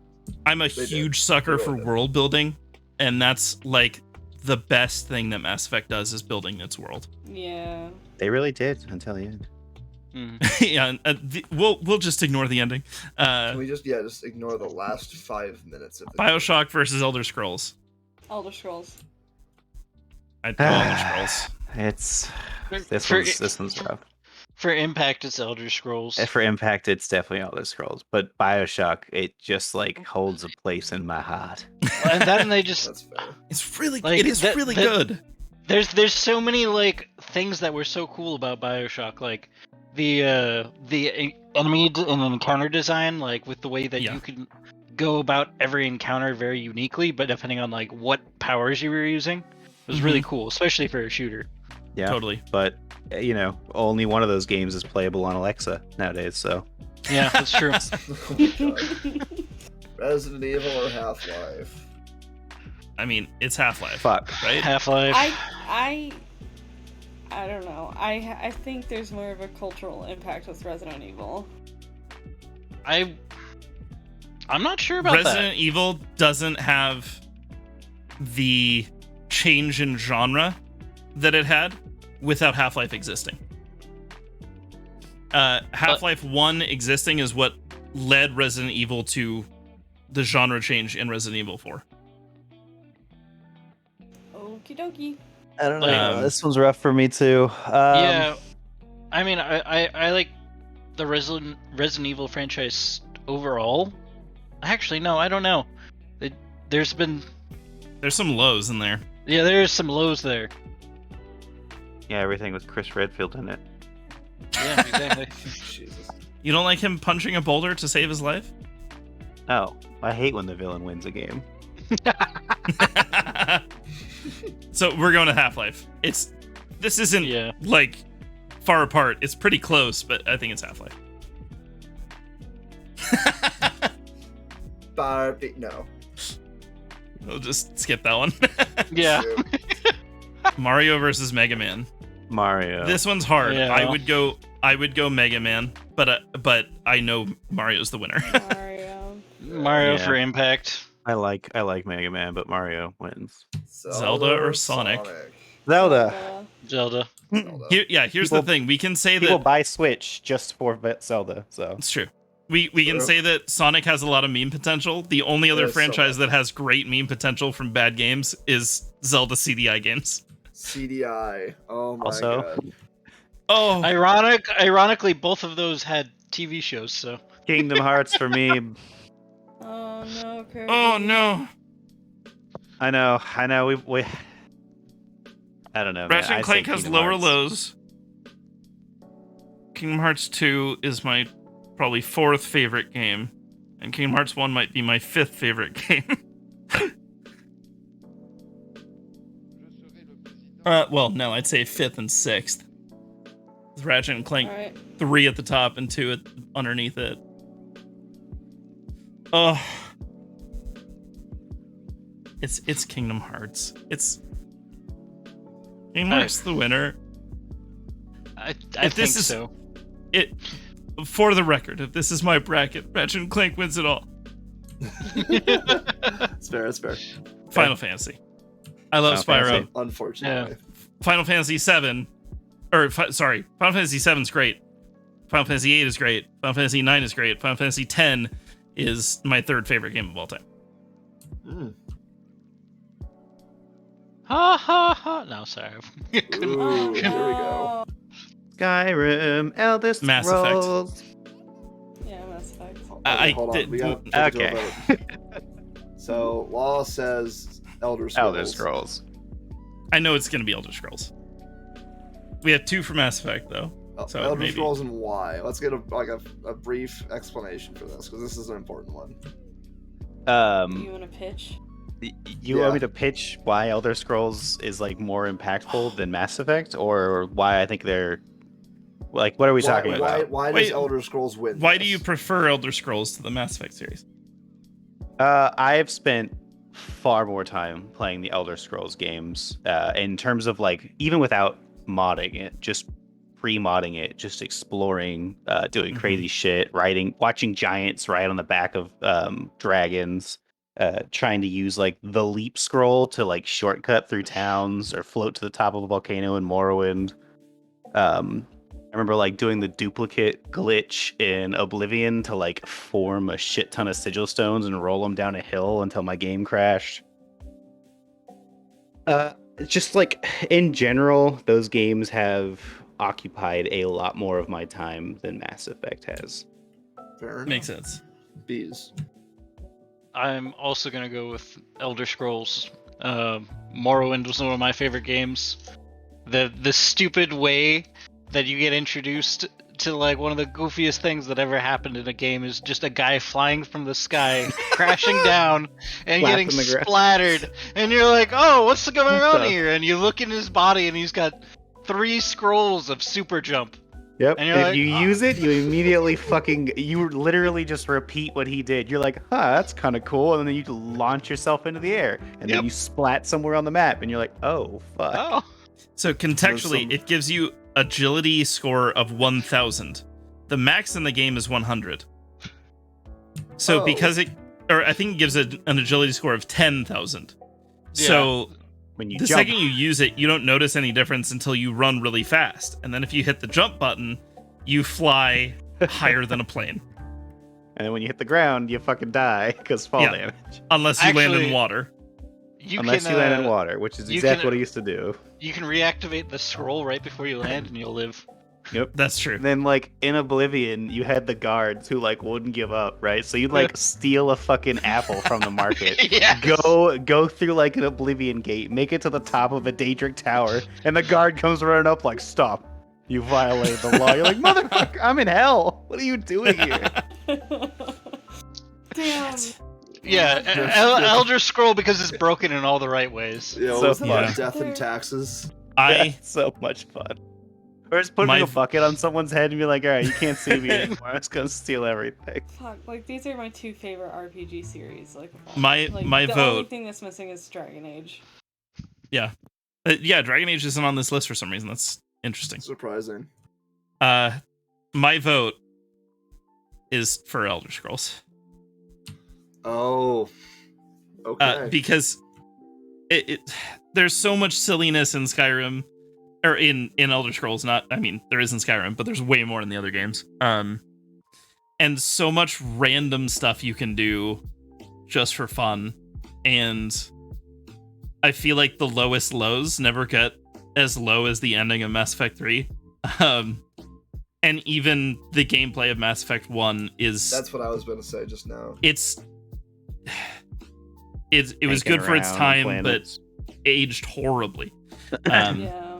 Because it was just the gameplay of Knights of the Old Republic 3, just like real quickly reskinned, and it wasn't even supposed to be on like the generation it was on. Knights of the Old Republic 3. Yeah, so the story about Mass Effect 1, the reason Mass Effect exists, BioWare was supposed to make Knights of the Old Republic 3.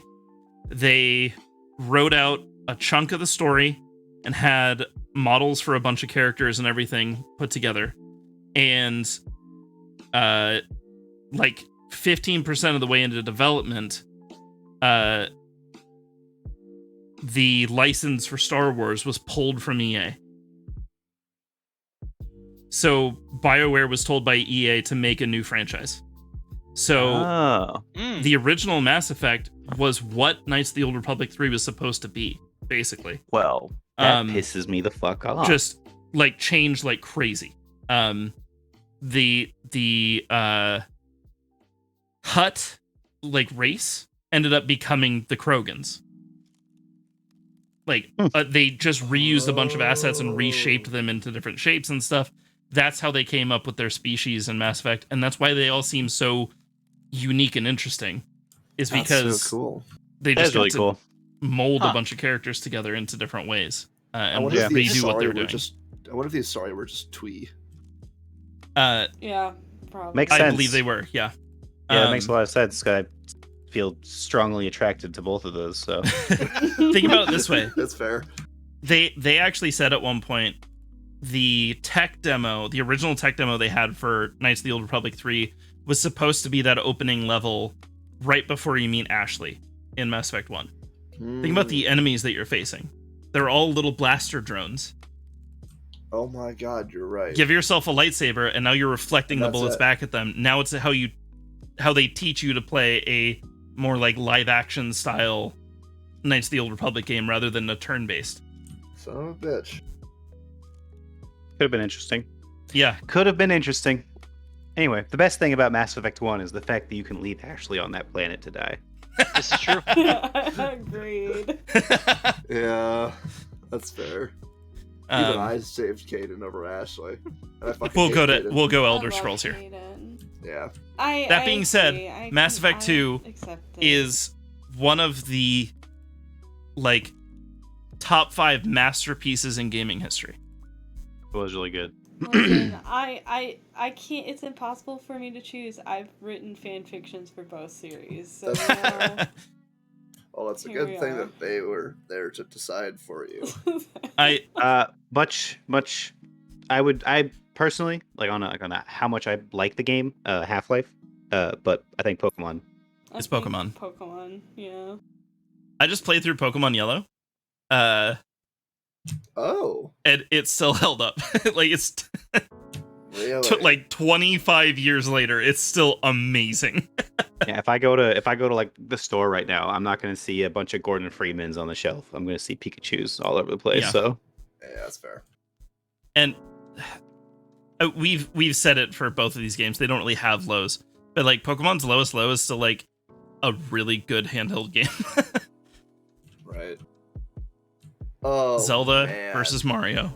Mario. So many people have discussed this over the years. This one pisses me off. Like honestly, I would go through and I'd play every Zelda game repeatedly before I go back and play a Mario game. Yeah. But I think like general, the world over, Mario wins. So I have a weird. I haven't loved any Mario game. I know they're all like really good. They're all masterpieces, but like. Oh, I agree. I would 100%. I like almost every Zelda game more than Mario. They're better. They're just better games. They're just better games. Like on a personal level, I think Zelda are better games. Every Zelda game that I've played, I'm like, this was fun. No, that's not true. I didn't like Spirit Tracks. Well, I love Spirit Tracks, but why do you still vote for Mario then? If you think Zelda's better game than cultural impact. Yeah. So why are we putting cultural impact first? Here's the thing. I don't know. If Mario doesn't exist, Link is the face of Nintendo, and I don't think a whole lot changes. It would have been better. What happens if Zelda doesn't exist? If Zelda doesn't exist, fuck it. You've convinced me. It's like the same thing either way, I think. Like it's one. There's definitely stuff that's lost with either of them. Sure. I'd go Zelda. Yeah. I'm team Zelda. So am I. I don't agree with the idea that we should be weighing this on impact, even if you think Zelda is better in every way. I think it's a factor that you got to think about. But if one is just straight up better than the other, we got to go with that one. Yeah. Bees, Magpie, never mind. Final Fantasy versus Kingdom Hearts. But you're okay.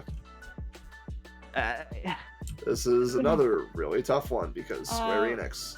It's. I haven't played enough of either of them. Final Fantasy. You can't have Kingdom Hearts without Final Fantasy. Like Cloud's in Final Fantasy, or Cloud. Not only Cloud. You have Squall. You have a bunch of Kingdom Final Hearts. Fantasy characters in Kingdom Hearts. I honestly, You I need said to go Final to bed, Fantasy. that's And there's like Yeah. one reason that like really makes me choose Final Fantasy, and it's the Tifa mods in the current remake. Hell yeah. Oh my god. We'll just leave it there. You mind sliding me a link to one of those? Yeah, Elder Scrolls versus Pokemon. I'm okay with knocking out Pokemon here, to be honest. I'm okay with knocking that Pokemon here. Yeah, Elder Scrolls. yeah. I have more Yeah. fun playing Elder Scrolls than Pokemon. Zelda Oh. versus Final Fantasy. Fuck. I gotta go with the twink, Zelda.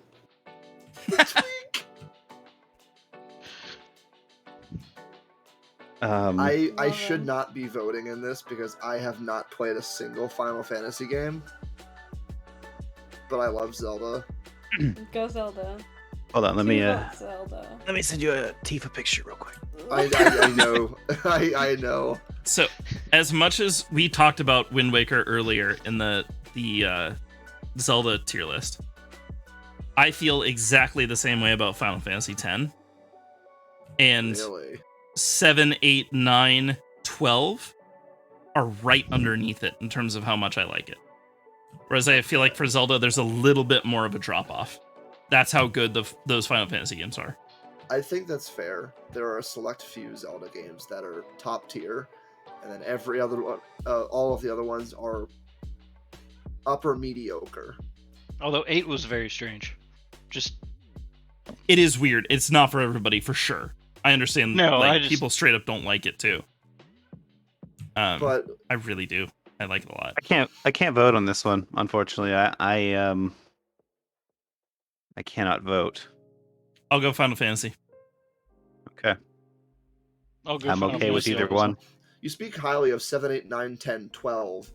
Yep. What about the other 11 games that exist? Well, so Probably. 3, I know 4, and 5 were lot of- also good. Like, yeah, One was a good, lot too. of people Yeah. say 6 is the best game of all time. That's what I've Like, heard. People that have played like video games from every generation will tell you Final Fantasy VI is the best game of all time. I haven't played it. I played maybe a quarter of it. It is really good. Final Fantasy IV has like a revolutionary story. I mean, it's old enough, nobody cares. I'll spoil it. There are characters that grow with you and learn with you through the first half of the game. They're kids, and they have to sacrifice themselves to save you, to save the world.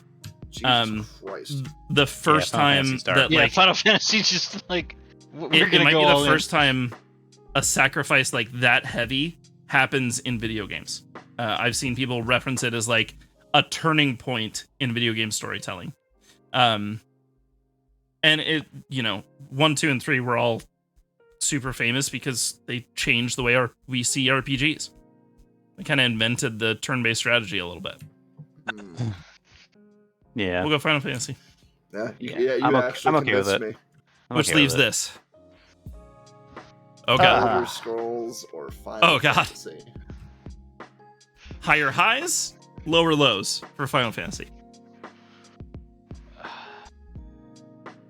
I gotta go Elder Scrolls, my guys. I haven't played a lick of Final Fantasy. I I've haven't played played both. either of these. I've played both of Elder them Scrolls. religiously. What are you I'm gonna thinking, go Law? with Final Fantasy. I gotta go Final Fantasy. Final Fantasy I'm gonna wins. I'm gonna ask chat. Valhalla, you still here? Well, so right now, but Valhalla, you still here? I'll ask anyway. Because I'm curious what people in chat think. What is I the think I best know- series? I think I know of all all time. gonna pick. Yeah. Halo Yeah. or Final Fantasy? Just saying, someone in chat's my source for Tifa, so My Tifa dealer. Guys, this is it. What is the best video game franchise of all time? Halo or Final Fantasy? yeah. This is so hard. This is stupid. I gotta go. I gotta. So, like, I haven't played any Final Fantasy. I feel I love Halo. but I feel like the internet would. I don't fucking. What the fuck? Like, Final Fantasy. I feel like if I played Final Fantasy earlier in my life, I would really love it because it feels like my kind of jam. Super intense, dark stories where you sacrifice children. That does sound like one of your Drow storylines. It does. Oh my god. And I have to say Halo just because that's what I've played. Man, they're both so good. While But I'm all of fine my with friends, Final Fantasy. I'm not gonna fight for Halo against Final Fantasy. while all of my friends were playing Halo and Halo 2 because I didn't have an Xbox, I was playing Final Fantasy 10 and 12. Both. There you go. And I can't I choose. really loved going over to friends' houses to play Halo, but I mean, if I talk about Halo, story, Final Fantasy just absolutely blows Halo out of the water. Oh yeah. Every time. If I talk about just like the fun factor, Final Fantasy has higher highs and lower lows. As a general rule of fun, just like the actual fun, I think Halo wins. In terms of just like actual it being a good game, Final Fantasy wins. Yeah. Because like convinced. Oh, so playing Final, hard. you'll never have more fun playing Final Fantasy than you will getting shot by a rocket in a warthog and doing like 3 flips Warthog. off a cliff. That's just- you know what, you're right. But Halo's I more still that I are still doing say- a rocket jump to shoot a bunch of people. yeah, Bruh. I've had a lot more laughs in Halo, but I've also cried Yeah. a lot more in Final Fantasy. Oh, but Tifa. It's true. And also, yeah. You've also been a different emotion quite more often Yeah. in Final Fantasy. Oh yeah. It's true. I mean, Aerith doesn't get we much talk about love. Tifa, but you go to Final Fantasy, 10. Hey, and you're Aerith like, gets hey, Lulu, penetrated how's it one going? time and it counts. Oh, damn. Jesus, dude. I have That no too much? fucking context for any of this. Don't leave it at that. Just then. like, Don't you worry know, about it That's was like like the one 12 thing I know feet about long. Final Fantasy. It sounds like Final Fantasy just hardly edges it out. Oh, phrasing. I phrased exactly The how best. I intended. Possible phrasing. God damn it! It's last week in I Final agree. in I agree. fantasy football. All right. Sorry, Magpie, you were saying something. No, I agree. I think Final Fantasy wins. Oh my god. Okay. Here's what I didn't think about. That Oh, no. is officially Final Fantasy wins. Final Fantasy also revolutionized the strategy genre Oh. with Final Fantasy Tactics. Oh, Tactics? I forgot that existed. Wait, Final did Fantasy Tactics come out Tactics- before Fire Emblem? No, but it came out after Fire Emblem 2 on the SNES. It was like before Fire Emblem was really doing anything like huge. It was still a Japanese franchise.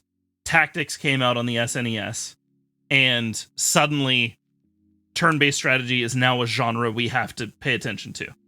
It's the reason Fire Emblem came to America. Also, there was the Final Fantasy for the GameCube. What was that game called? That was really fun. 4-player Crystal co-op. Chronicles? Was it Crystal Chronicles? I believe it was. He plays little I'm chibi kind of checking. characters, and like Yeah. you had to have one person who was like Crystal glow Chronicles. bitch. Yeah, Yeah, that's it. that game was really fun. It was really hard to play when you had no friends though. So The best video game Feel that. franchise in history is Final Fantasy. this is again all personal This opinions. is- Yes. For sure, yeah. If you disagree, gotta shout at me say and it. watch. If you disagree, please come Fuck back you. and watch and shout at me for the next several Yeah. streams. Yeah.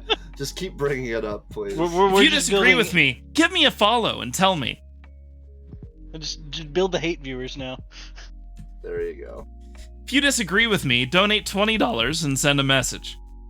Thank you. All right. I think this is has a been good place fun. to wrap up our Yep. stream.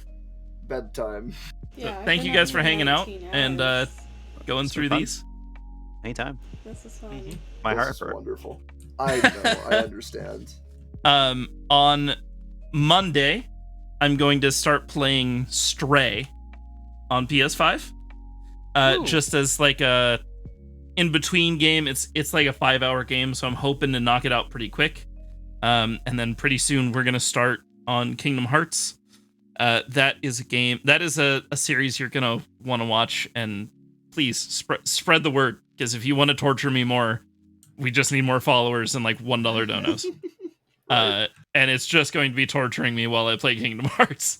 And it'll be a lot of fun. It's going to be locking me out of using certain commands. It's going to be making me eat candy I hate. It's going to be making me take shots of hot sauce. It's going to be making me change out my Keyblade at the worst possible time. It'll be a lot of fun. I'm never gonna thank let you get past Cloud. Thank you, everyone, for watching. See you later. Toodles. See ya, Bye. bitches.